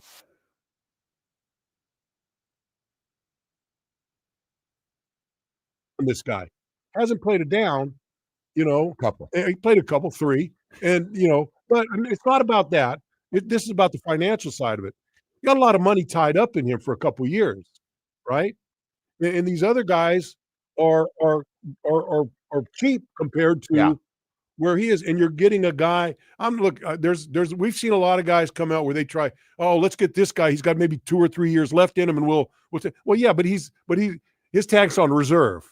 You know what I mean? Well, injured guys, we got to start. We got to redo things with guys that have been injured that all of a sudden think they're not going to be injured when they get here. We've had terrible luck. Bad luck. But Bo, I got to say this though. This year things will be a little different. I do agree with all that, but they got to clean up. This year is going to be the dead money, and then as soon as they get rid of this dead money, most of it this year, they're going to be in a lot better shape. And look, the one thing I don't understand. Let's take Bradley Chubb for example, right? I don't know what his contract status is. I don't know how much money. It's a big number. I don't know how much money's invested. So it's not how much they're getting paid. It's how much it affects your cap. Right. What's that cap number if he stays or if he goes? And Bradley's one of those guys, I think. And look, I love Bradley. I think he's playing hard. I think he's I would love to have him on my team every day of the week. Yep. But is he at that point that it's you're not getting the value out of him that you could get out of somebody else that's maybe a little bit less, but is going to be another Bradley Chubb. Again, and you're right. He's a guy that wants to be here, and we've seen that. But they got a lot of tough decisions to make. And by the way, you talk about it more than anybody because we're going to have Austin Jackson look like he's going to be back at right tackle when we come back to play the first of the 6 games left. And then the other guy, James Daniels. What do we do if he comes back for 1 or 2 games? I don't think we see him. I really don't think we see him. And if you don't see him, why would I want him back? I may be wrong. I know exactly why. So those kind of decisions have to. And look, and I think Austin Jackson will probably be back maybe when for New Orleans. He's missed. Oh yeah, back for New Orleans because you got this 2 weeks. But what do you do going forward after this year? After Look, you want him back. He's missed more than half the games. First of all, 2 years in a row. You know what's going to make the decision. How many games are there left? 6. I don't even know. 6. So let's say he plays New Orleans. That's 5. If he gets hurt between now, comes back, gets hurt again between now and the end of the season, I gotta you got to figure out what to do, right? But now the dilemma is he comes back for six games, plays really well, grades out well, and then all right. I mean, we've seen that happen before. Don't tease me, bro. Don't tease me, bro. But look, I saw him on the sideline, very active. I mean, he wasn't dressed out, but active with the offensive line, communicating with them, and we just got hit both. We got hit with our right guard and right tackle getting hurt in this first game of the year. One of them played 3 plays. One played like I thought 2 or 3 they'd be quarters. back before now, and all of a sudden we're 2.5 months. Where Yeah. are you, man? Yeah. Where are you, brothers? Yeah. And look, if you're a guy's agent and you're saying, hey, look, you only got this much season. Well, why don't you just get ready for next year? You know what I mean? There's a lot of things that come into that. It's a different different time. Definitely a different time. So anyway, I want to throw that out. And of course, I know you feel the same way. The years of Devon Achane and Jordan Brooks are just third in rushing, and Devon's he's been the key. Yeah. Everything's around him offensively, and it should be. He leads the team in receptions as well as third in the league in rushing. And then Jordan Brooks coming off 20 friggin' tackles.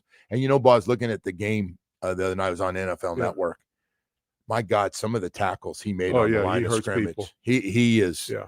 He got to be back. And what a great attitude. Win or lose. The guy's leading them like. And I tell you what, Dotson's not far behind. No, Dotson. I was going to ask you about Dotson. We don't talk about him. What do you think? I watch these games, and there's a lot of times I see 2 guys right at that tackle point, and it's Dotson, and it's Jordan, right? Both of them right there. And you know what? They've done a good job. They've done a good job in the front with the defensive linemen where they're staying with their guys and creating those lanes where these linebackers scrape to, and they get through that little gap and hit them at the line of scrimmage or behind the line of scrimmage. I have noticed they've gotten a lot better at that. And a lot of times it's Dotson coming from one side and Jordan coming from the other side. When they're not getting blocked 4 and 5 yards down because this defensive line's doing a better job, to your point. You're right. Hey, we got more stuff, Bo. Pete Prisco, our buddy from Coral Springs, senior NFL analyst for CBS Sports. He's going to join us when we come back. We're going to talk to Big Pete here about some of the games coming up and the Miami Dolphins. But right now I want to talk about hurricane season. I know it's over, but hey, we dodged another bullet. We saw the islands get hit. We want you to protect your home, and so does Loctite Impact Windows, Doors, and Roofing. And they want to let you know, man, if you got an old leaky roof, replace your old roof now. You can pay later. Loctite Impact offers the highest quality roofing materials with lifetime warranty plus thousands of 5-star reviews. Save big on the legendary state-of-the-art Impact Windows and Doors. Impact Windows as low as $6 per window per month installed. Covering all of South Florida. Don't wait for the next storm. Visit LoctiteImpact.com. Again, LoctiteImpact.com. Or you can call and talk to somebody. Got a great staff in there, 954-500-LOCK. Chev and the team over there would love to take care of you to protect your home with Loctite Impact Windows, Doors, and Roofing.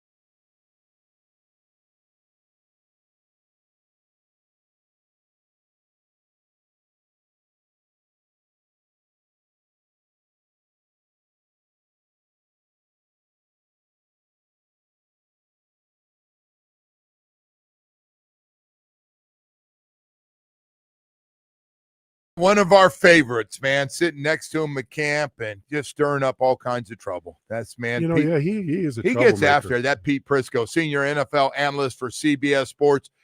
Pete, how you doing, man? It's been a while. What's up, guys? How are you? Man, we're doing okay. Hey, Pete, I gotta tell you, I was thinking about this. You know, we were in Madrid last week, and what a beautiful place, right? I mean, the architecture. You're looking at buildings, and they've got their little plaques on them. You know, 1860, yeah, 1720, and I'm gorgeous stuff. And I'm looking at the architecture. I say, you know what? It reminds me of Coral Springs.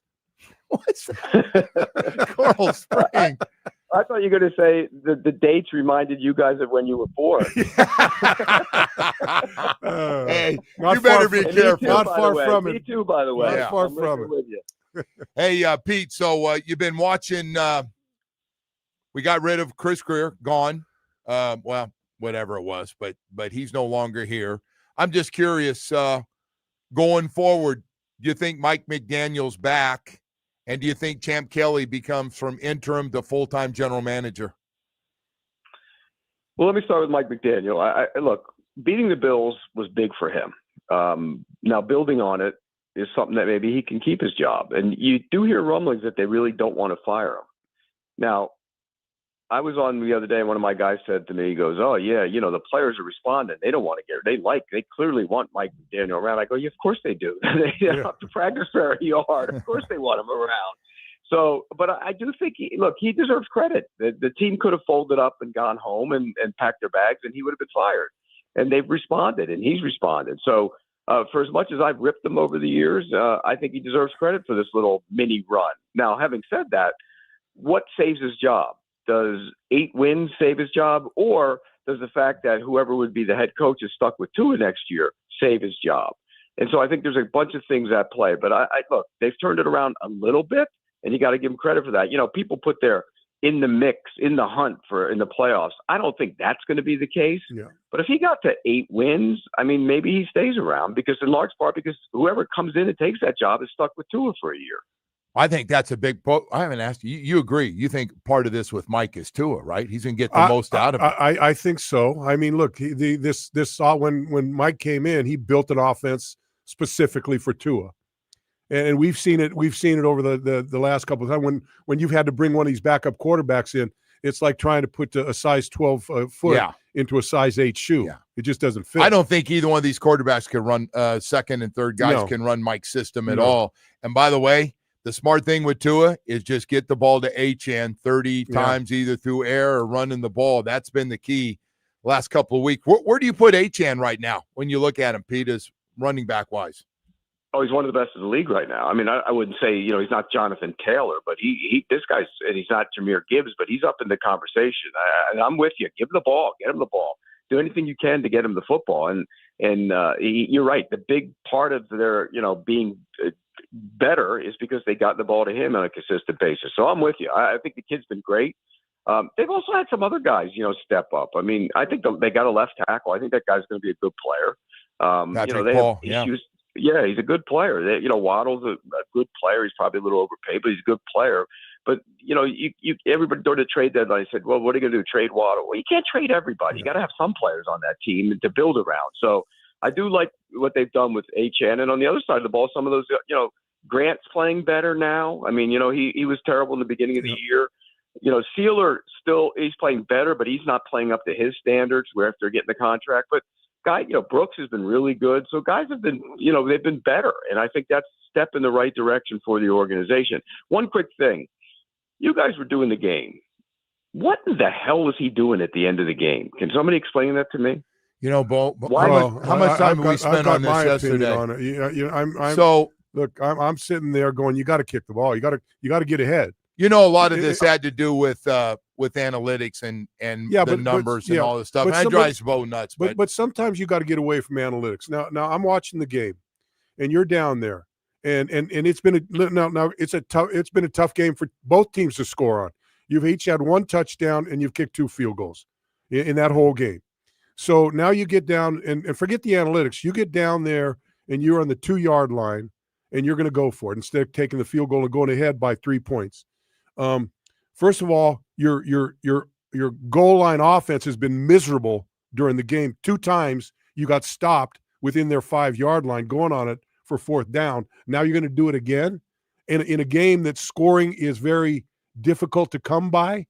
I just, for me, maybe I'm just a stupid guy that's had my hand in the dirt too long, and especially if I'm a defensive guy, put the points on the board and let us, trust on us to stop that team and keep it. And if you're not, look, you kick a field goal, you're still in the game. All you got to do is stop a touchdown, and then you go to overtime like you did. So that's just coming from me, who's not an offensive-minded football player.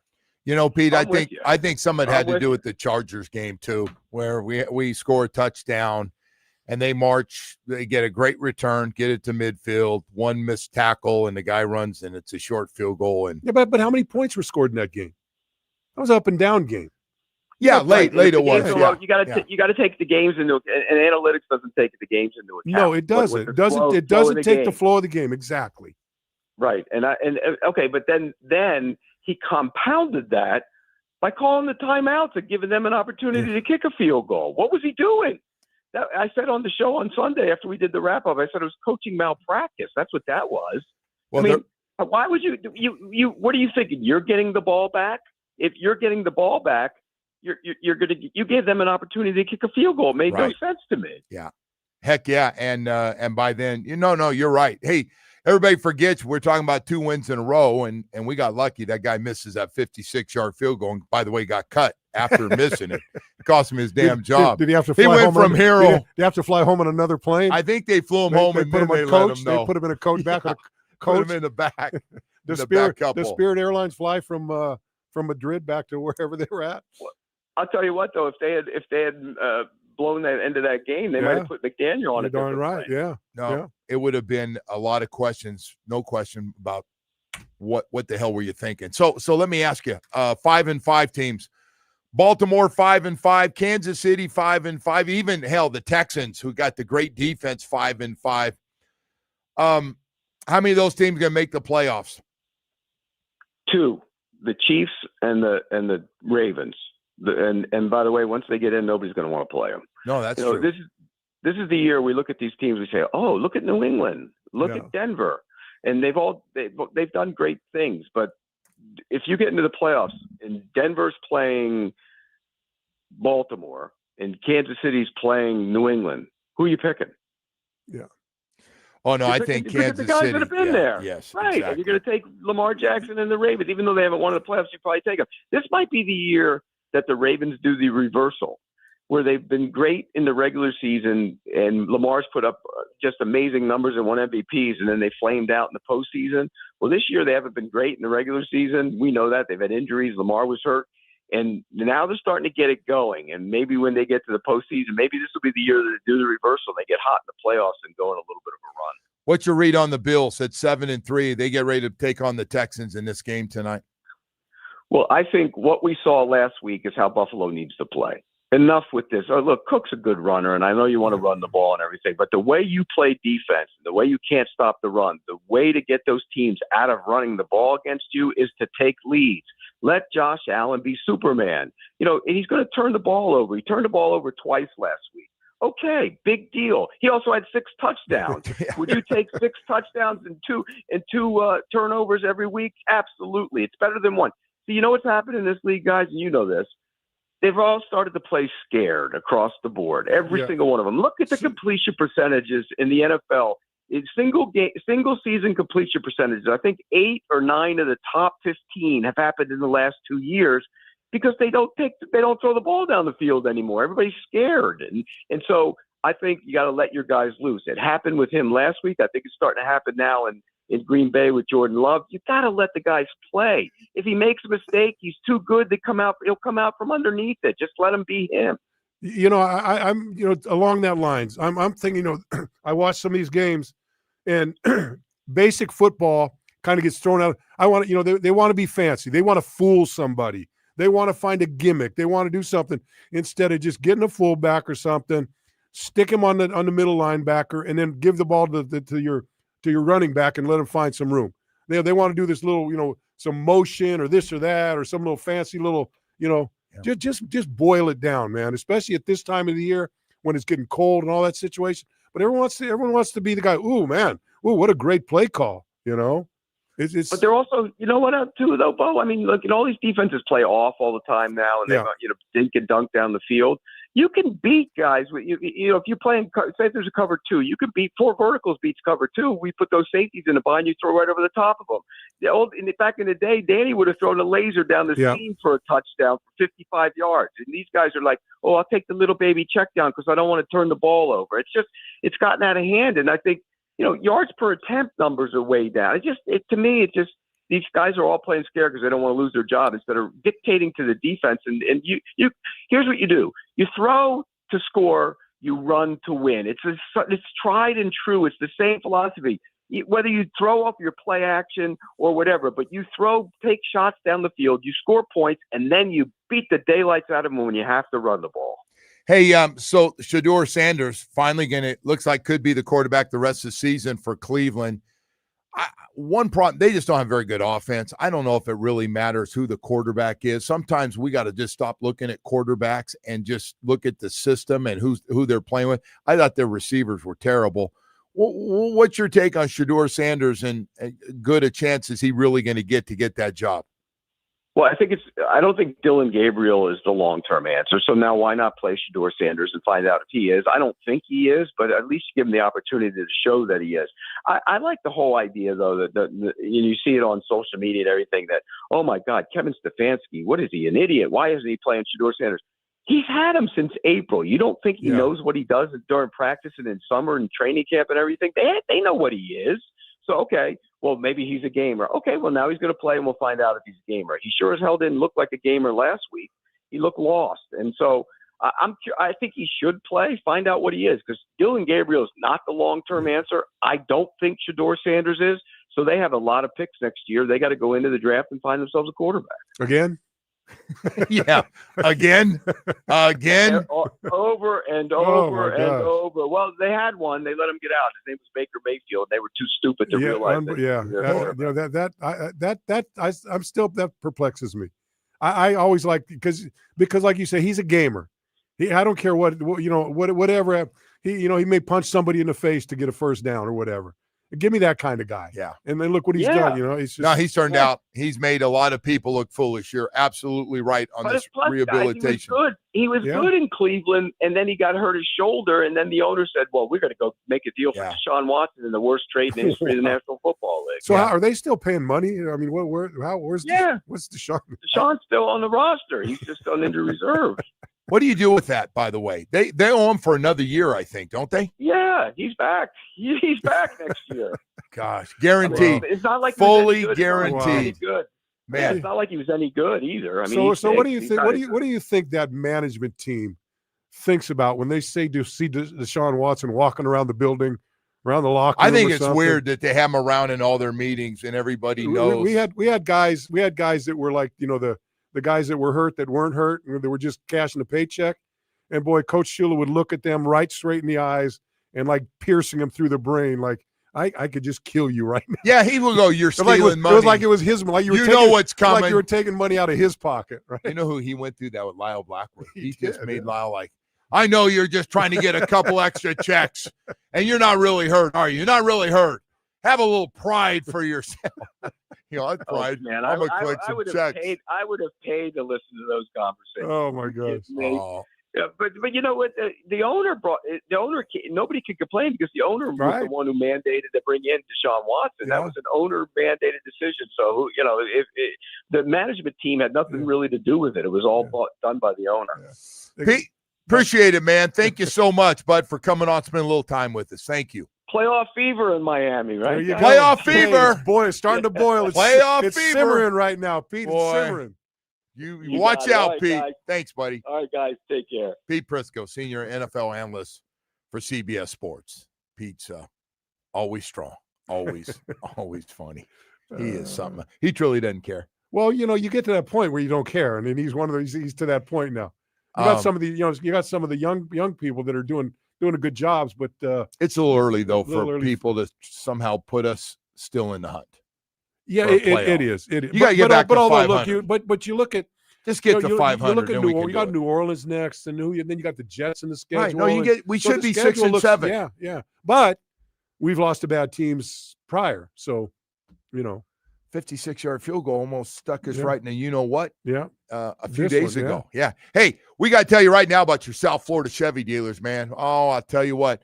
Whether it's the SUV family, oh, my gosh, starting with that beautiful Tahoe. I'm not going to spend 40 seconds on it, but it is comfortable, man. And the Suburban, oh, Lord, has that thing got all the room you and your family will ever need, right down to that Traverse, that midsize smoking hot SUV right now. Hey, but I got to tell you about the truck, especially during the holiday season. The durable Colorado with its standard turbo max engine and impressive torque, perfect for South Florida for anything. How about a Silverado 1500? Again, when you look at advanced technology needed for the workday workhorse and the weekend warrior, you got everything you need. Silverado HD, boy, legendary horsepower, one of the hardest working beds in the business. Whether it's a midsize, full-size, or heavy-duty truck, Chevy pickups will never let you down. It's like we custom-made a truck or an SUV, absolutely perfect for your lifestyle. Stop by one of the 14 dealerships throughout South Florida. You will fall in love at your South Florida Chevy dealers.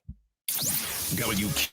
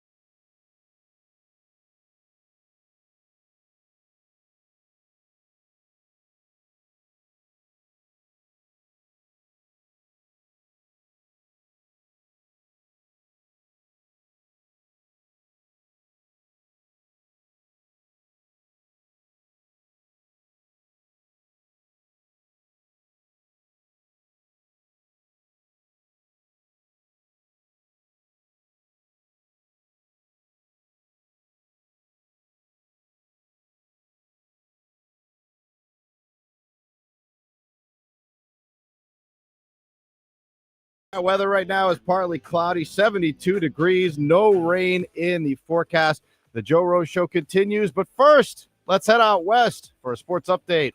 Well, thank you, Hollywood. Mike Hunt here for 106.9 The Bone. And the Middle Penis Trojan season ended on a 4-game losing streak after they dropped their season finale to Woodside by a final of 42-14. Quarterback Jack McCock didn't play at Saturday's game, citing load management. It's still unknown if JMC will return for this senior season, but he did address the blowback for sitting out while healthy. I just want to say something to all the Mill Penis fans who are giving me a hard time for sitting out on Saturday. Look, if Jack McCock needs to manage his load, then Jack McCock is going to manage his load. It's 2025, and loads, they're going to be managed. I also want to add that if Mill Penis doesn't come up with some NIL money soon, then Jack McCock's going to be transferring. Someone should call that rich restaurant guy in Miami if y'all want me to stick around. Tough times here in Mill Penis for sure. Let's just hope Bokamper loosens the purse strings to keep JMC in town for another year. Company Man Harold, back to you.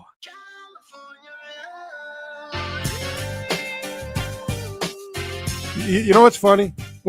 I think I heard that same Jagoff voice when we were in Madrid somewhere. I think so, too. I think it was that same man. I got to tell you, man, that's some good stuff right there. Well, you know what? He must do some research because we do play Woodside. We did play Woodside. Come on. No, there's been a couple of names that he's popped out. Piedmont Hills. Every week has been accurate. James Lick, which is a real game, real state. You know who went to James Lick?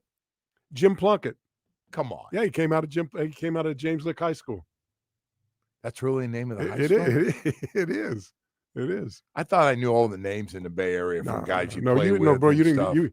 You didn't dig into the East Side. No. Yeah. The East Side's where you don't want to. That back then it was a little tough. So my roommate was You're hanging around like from Midi, Laney College, Midi High School. We had a lot of junior college guys. A lot Bellarmine. of Bellarmine. We had a lot of Bellarmine guys.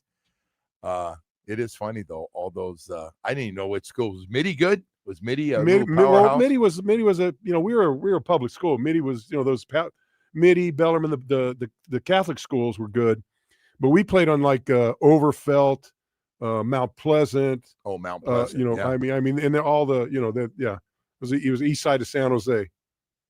A place you want to get in and get out. Real quickly. Sometimes it was hard to get out. Boy, I'll tell you what, man. The Milpitas thing is it's been a big hit around here since Woody started. Look at this,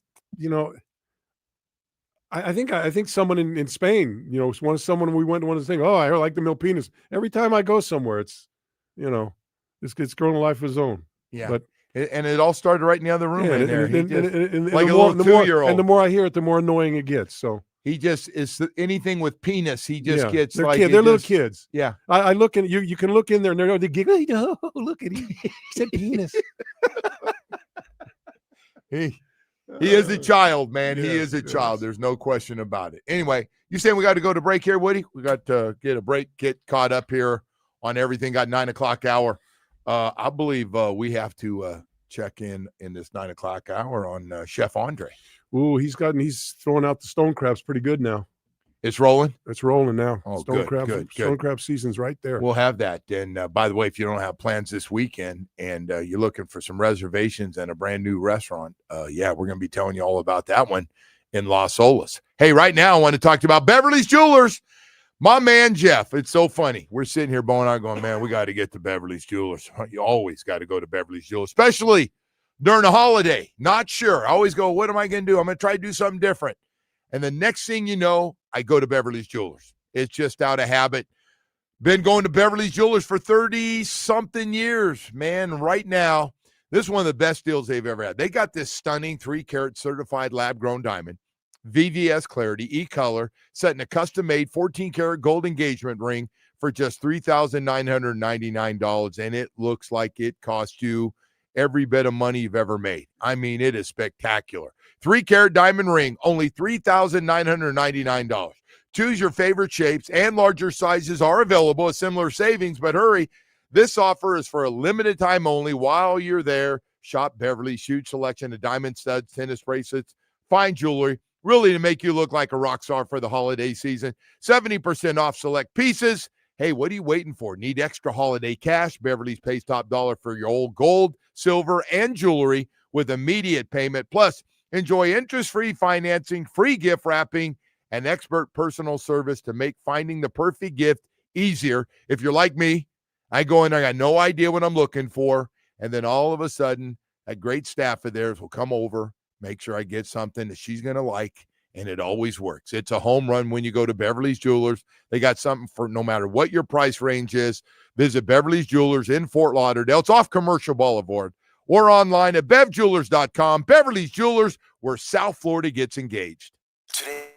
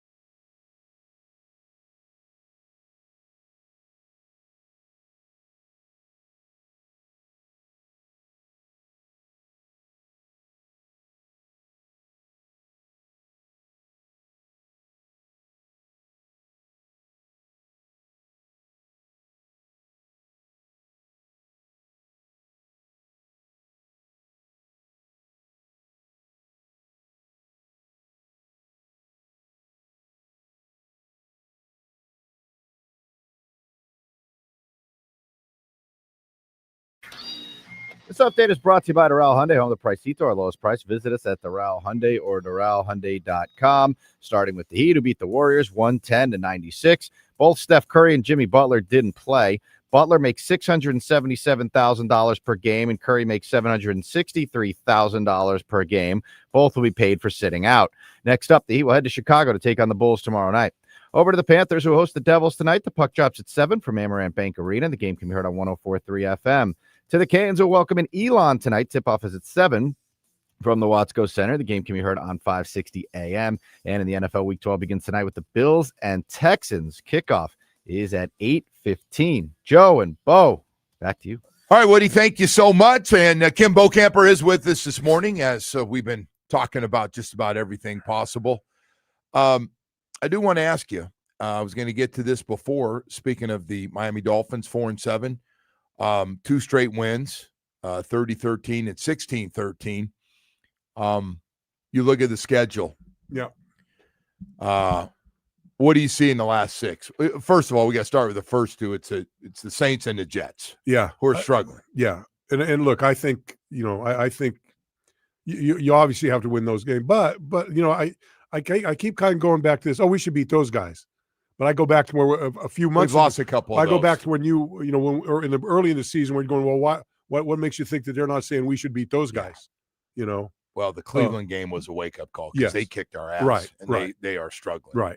And so we're struggling. They're struggling. It's a matter of who's struggling the most, right? At this point. Right.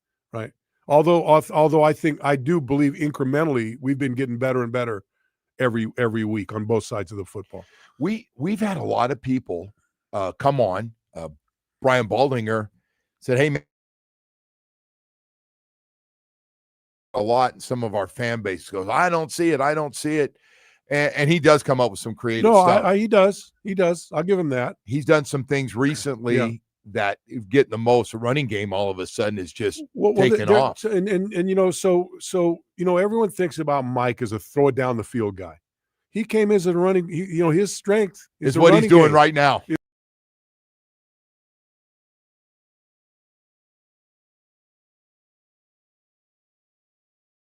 Where you got traps in there, you got guys vacating a spot, guy comes across and all of a sudden he gets trapped from the other side. And you're seeing some of that and some of those lanes that are opening up with the fullback and, fullback kind of going one direction, then coming back and kicking somebody out. I can see that in the running game, and it's different than what we had because it was basic. It's a little bit of a maybe fake this way, but then come back the other way. A lot of counters, a lot of counters, which we haven't seen. And so I think he's doing a good job with the play call. I love the pitches with pulling guys out, but sometimes I think he tries to outsmart everybody. And it doesn't. So you go to that play. I'll go to the play back in Madrid when he gets the ball to Achane deep, and he gets pinned on the sideline, and it looks like it's going to be an 8-yard loss. Right. All of a sudden, Achane by himself stays inbounds, gets out of the jam, and runs for about 20-something yards or whatever it was. Right. Right. Now, was that a good play call? Or was that a good play by a player? Well, he's smart enough, and so is Tua right now. When in doubt, he looks – I swear he's looking down the field, and I go, I ain't buying those eyes are lying to us. And he goes back out wide to – Well, look, to me, from day one, from game one this year to now, ups and downs, good and bad, horrible sometimes, really good sometimes. The consistent guy – there's 2 consistent guys on this team, Joe. Jordan Brooks on defense, Achane on offense. Right. Achane he has never disappointed you in any of these games this year, right? Where he hasn't put numbers up. Well, he's gotten the most out of whatever chances. Exactly. He's had some really good games as yards per carry, but he just hasn't had enough carries. Right. Exactly. Got away from the game. But I think this, I don't know if you agree with this. I was going to run this by you. So my take on Mike, because I get asked about Mike every day. I'm sure you do too. Yeah. And Mike's different dude anyway. Yeah. But so it goes, and I said, listen, I think Mike has got this game plan that he wants Tua to run right now because, number one, he don't want him to turn the ball over. Right. It drives him nuts to turnovers. He's made that very clear. Yeah. And second of all, keeps them healthy with the way they're doing it. And I just think he says, hey, man, Achan's our best shot. We're going to get Waddle the ball in different ways, set some people up, but we're going to stay away from some of those areas where Tua kills us with some of these interceptions early on. Well, let's okay. Interceptions. Let's talk about his escapability. His escapability has gone down to almost those first two sacks, where any other, and you're watching Marcus Mariota out there dancing around in the pocket and either getting out to be able to throw the ball down the field or pick up yards himself. 44-yard run that he had in the middle of the game. He can't do that. He can't do that. That's not going to happen. And so once he goes off schedule, it's up for grabs with Tua. I think everybody in the league knows that. Everybody does. As soon as the first read is gone, and it's like, okay, where he wanted to go with the ball. Once you get him to pull that ball down and kind of start looking around, that's trouble. So I think Mike working around all that stuff we're talking about and going, we got to get him on rhythm on where he wants to go. Hey, look down, not outlet head. Yeah. Devon Achane is out there, and I can get him the ball. Sometimes they're up there in his face, or he'll break it and do something crazy. So the thing that concerns me, and I saw it last week, and thank goodness it didn't. It was a play with Achane. I don't figure if he got thrown a pass or it was a run, but he got hit pretty good, and he kind of got up a little gingerly. I'm going, he did. And this guy, you've been with him. He's not a big guy. No. The toughness that this guy, and you know what the other thing I see about Achane, he wants to play. So we got a lot of guys in this football team are football players, and they love to play football. I believe Achane's one of those guys. Certainly Jordan Brooks is one of those guys. Ollie Gordon's one of those. We've got I could go on and on and on. There's a number of these guys on this team that just really, really love to play football. I agree with that. And I put Achane right up in the top 2 or 3 of those. Well, we're finding out because now he's got all this confidence. I mean, he plays with he's got something special and he makes a lot of guys miss. I don't know how many tackles in the last couple of games. He's made a lot of guys miss tackles. And look, he could walk around and be like a star. But he does the dirty work too. He'll block for you. He'll stick his head in there. He'll do all that stuff. They ask him to do a lot of stuff. Yeah, he leads a lot the of team. stuff. He's third in the league in rushing. Yeah. And he also leads this team in receptions. Yeah. So you always look at him. I look at his rushing first, like most people, and then you go, okay, and then you look down. He got 40 yards catching. He got 38 yards. He always seems like he got 40 or 50 yards. Yeah, right around between 35 and 50 yards, always in the air. Yeah. So I, going forward, don't turn the ball over. I think Mike's got this thing pretty zoned in. Yeah. I would love to see our right guard and right tackle, and I know, Well, I think we're going to get the right tackle. But what do you do with Larry Bourne's an interesting one. Larry's ended up being a lot better than I was told from Chicago that he was going to be. Yeah. Well, I think that Butch Berry's, Butch has got a lot to do with that. Okay. I think he figures out what these guys' strengths are, tries to play to their strengths and tries to get away from their weaknesses. So are we better off maybe Larry Bourne moving inside to right guard with Austin? I would, because I think Cole Strange is done adequately, but I think Bourne would be a little bit more stable. That big play Cole Strange got blown up on the goal line. And let me tell you, I've been trying to figure this thing out. Kendall Lamb, right? Kendall Lamb's been here he left and then we brought him back. Yes. And I'm thinking, well, okay, well, you bring him back. We brought him back. Played all last year. And what does he do? So he played all. No. So you know what? To me, I'm watching him, and he's like a coach on the sideline. He goes to all those guys, and I'll watch him. He'll get these guys. Hey, you got to do this. You got to get your, to me, I think over the last couple of years watching him, I believe that Butch really, and I've seen Butch go and talk to him about, and then they'll come back and talk to somebody. Yeah. So to me, I think he's an asset for that offensive line and has helped some of these guys that are playing that have to play because of injuries, become better players along the line too. Kendall Lamb much better pass protection than run blocking. But I think his asset right now is being helping, being an extra eyes for Butch, and being a guy that can talk to the player, and they listen to they when he's talking to him, they listen to him. So I tell you one good thing, whether we like this offensive line or still think it needs to be upgraded somewhat, I give these 5 guys credit. It's been a pretty durable group. After your right guard and right tackle go down, it's been Savaianaya, Paul, Brewer, Strange, and Borum. And I tell you at what, least you're play together, man. You got a chance. And I'll tell you what, Brewer's been playing with some injuries. Brewer's one of those guys. It's like a big molar in your that hurts in your jaw. It ain't going to come out easy. Well, he doesn't. He keeps going, and he's played well. He's got a lot of big played blocks. well. My gosh, he gets out in front. He gets out in front of plays. Yeah, better than anybody almost I've seen for a center. I agree. Very agile. He's fast once he gets out. They make sure he gets out in the middle of a lot of these screens and things that you're doing out there. I agree. A lot of good stuff. I think coaching has been. We got some really good assistant coaches. Yeah. We talk about the line play. I think those 2 guys on the D line and O line. Yeah. I think Austin and Butch have done a great job. And look for what playing young players. They're going to make a lot of mistakes, but you're seeing those mistakes being lesser and lesser and lesser. Now you're seeing guys that were making mistakes early are making plays now. Yeah. Right. Hey, I was thinking about you with guy being late. You see that? The Buffalo Bills wide receiver, Keon Coleman. Yeah. Not playing. So what happened, Coach? He said, late.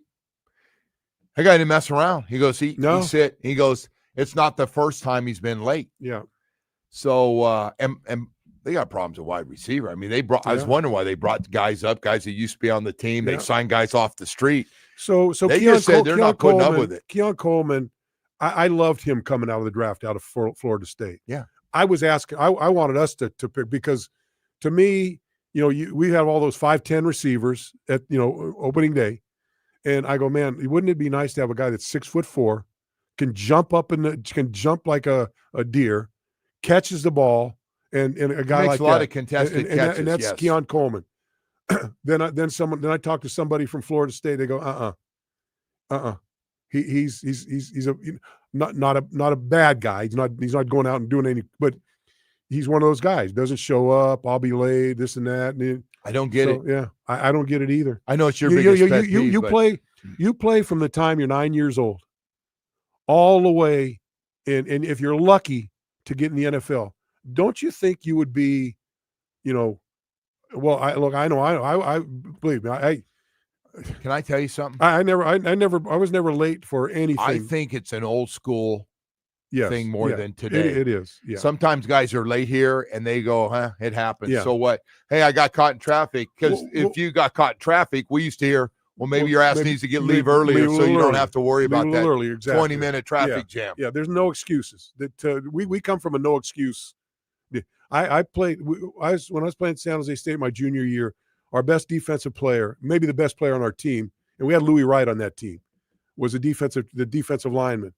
He missed the airplane by 10 minutes to go to Utah, and so I took his place.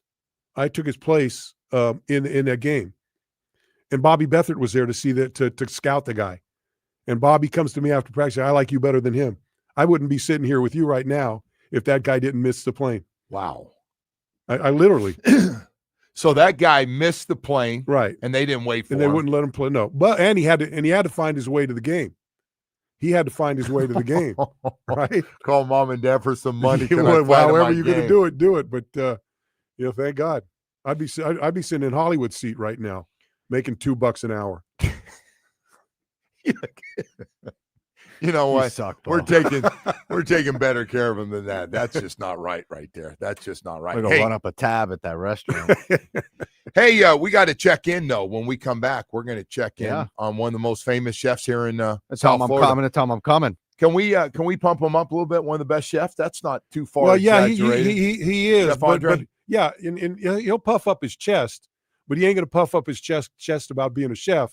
You know what he's going to puff his chest up. Yeah, about the team's right got now. the best record in the you're darn National right. Football League. He's salivating right now. You got to admit, I can see the drool coming down his cheek. Right? Nobody's ever going to admit it.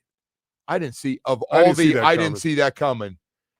The Patriots sitting here, about ready to get 10 I knew wins. they were going to be better because I thought they had a good draft and I thought they had a good free agency off season. You didn't know it was going to come together like this. No. All of a sudden, they're going Drake May. Yeah. Best young quarterback in football, all that crazy stuff. Hey, I want to tell you about Dr. Barry and his staff at Recovery Unplugged, man. I'll tell you what, a lot of guys, Bo and I have had a lot of guys, a lot of friends through the years, been through it myself, where you get a little off the road. You get in a little mental funk, find yourself drinking. I went through a stage, I couldn't answer the phone. I was embarrassed, just in a really, really bad place. And I got to tell you, Dr. Barry and his staff can help you. If you're going through this right now, here's one for the mental health team to help you. Recovery Unplugged Behavioral Health has a beautiful mental health residential program in Fort Lauderdale. For 12 years, they've helped over 20,000 people heal with expert clinical team and innovative treatments like ketamine therapy for depression, anxiety, and trauma. If you or someone you love needs a winning strategy, needs to get back on the road, just in a little funk, it happens, man. Call 954-737-4508. That's 954-737-4508 or visit recoveryunplugged.com. Hey, man, we believe everyone deserves a great season in life. Recovery Unplugged, heal out loud. We've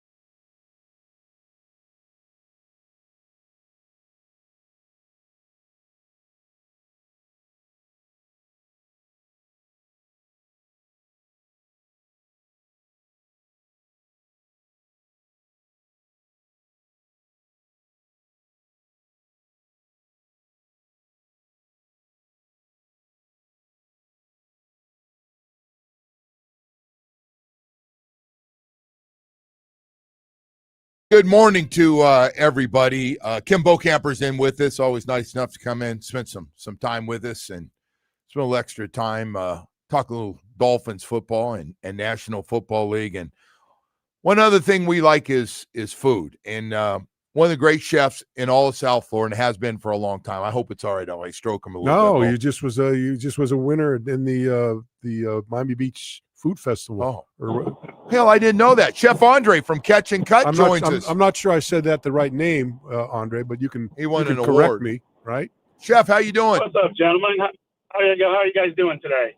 We're doing good. I got to be honest. I just said something before I had you on. The biggest surprise of this NFL season, that you guys are sitting there with the best record in the National Football League, really, and already beat Buffalo head to head.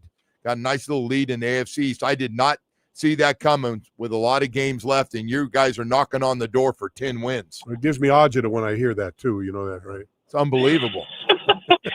Well, you know that big 6-7 saying amongst the young kids. I have a grandson who's 5 years old, so I've taught him to say 9-2 now. 9-2 instead of 6-7. He says 9-2, and then the next week hopefully 10-2. We'll see. But something like I said, sports is funny. You can analyze it all day long, but Kim and I talk all the time in the restaurant about it. But it's what's going on in that locker room. Something's going on this year that wasn't there the last 4 years, and you're starting to see that with the Dolphins a little bit the last couple of weeks. Something has changed in that locker room amongst the players that it's coming together. So it's sports is very funny. Like I said, we analyze it to death, but at the end of the day, it's hard. Hey, Chef, I know it's starting to pick up again. The season's rolling in Las Olas, and Catch and Cut people are raving about. Now the Stone Crabs, you got the Friday lunch, and it's just turned into a great place in Las Olas for everybody to go to. How's that Stone Crabs thing going so far? Yeah, Stone Crabs are doing really well. It's nice to hear people say, I don't need to go down south anymore. I can stay right here in the Broward area and get some great Stone Crabs. And what's great to see is just the locals are coming back left and right. And, I had a couple the other day came down, and they live in New York in the summer, and they visit us in the winter last month, and now they're back. And so it's great to see that steady clientele come back, and it's real exciting. So it becomes like part of your daily, repertoire of your friends with your customers. So it's great to see. Chef, you do it. You got the Stone Crabs, obviously, but one thing I like about what you're doing is you do you kind of move that menu around. Different things. Obviously, you got the catch of the day, the cut of the day, but you're always kind of tinkering with that menu. And I think people, when they come back and find some new things on there, they really enjoy that. Yeah, my goal is to keep the menu very simple, very easy to execute, very easy for the customers that eventually become our guests to understand. And like I said, 20 years ago, I would design a totally different menu, very complex, very exciting. But now I just want to put a very good product on a plate. Something that the Dolphins is trying to do on the field, but that's a different story. But we're trying to put something on we're trying to put something on a plate that's going to entice you to come back again. And I think we've done a really good job with the staff. Has done a really good job. Our management is doing fantastic. And so the pieces of puzzles are definitely coming together very, very quickly. Hey, Chef, how about Friday lunch now? You just started that thing up. What time's that start on Fridays for people looking to maybe have a little different experience for lunch? Basically it's 12 all the way through into our dinner shift. And then we started our upscale Sunday brunch where we really highlight champagne and sushi. And that's starting to do really well for us. So, we're really finding our niche on Las Olas and with the locals. And I couldn't be happier with the restaurant. It's a great time in my life, and I'm truly, truly enjoying it. Well, you talk about Sundays. They got this eggs. I'm an Eggs Benedict guy. Oh, I love eggs. But Eggs Benedict with a crab cake on it is just out of control. I mean, out of control. Yeah. Well, I tell you what, you know how good that sounds at 9:30 in the morning. That sounds really, really good, man. There's no question. Hey, Chef, I want to let people know, if you don't mind, also valet parking, so you don't have to worry about that when you go down Las Olas like some other places. You got great parking right there in front. You can get out and really have a great experience. So, Chef, we appreciate it, man. We just want to let people know you're rolling, and congratulations on all the awards, Chef. You deserve it. I appreciate it. Just keep in mind, 10-2. Hey, you're a bad man. I'm gonna walk in this afternoon, and I'm gonna hear it. again and again Yeah. and again. Yeah, he is something else. Hey, we got more stuff coming up here. Pete Prisco, senior NFL analyst for CBS Sports, is going to join us next. Hey, we want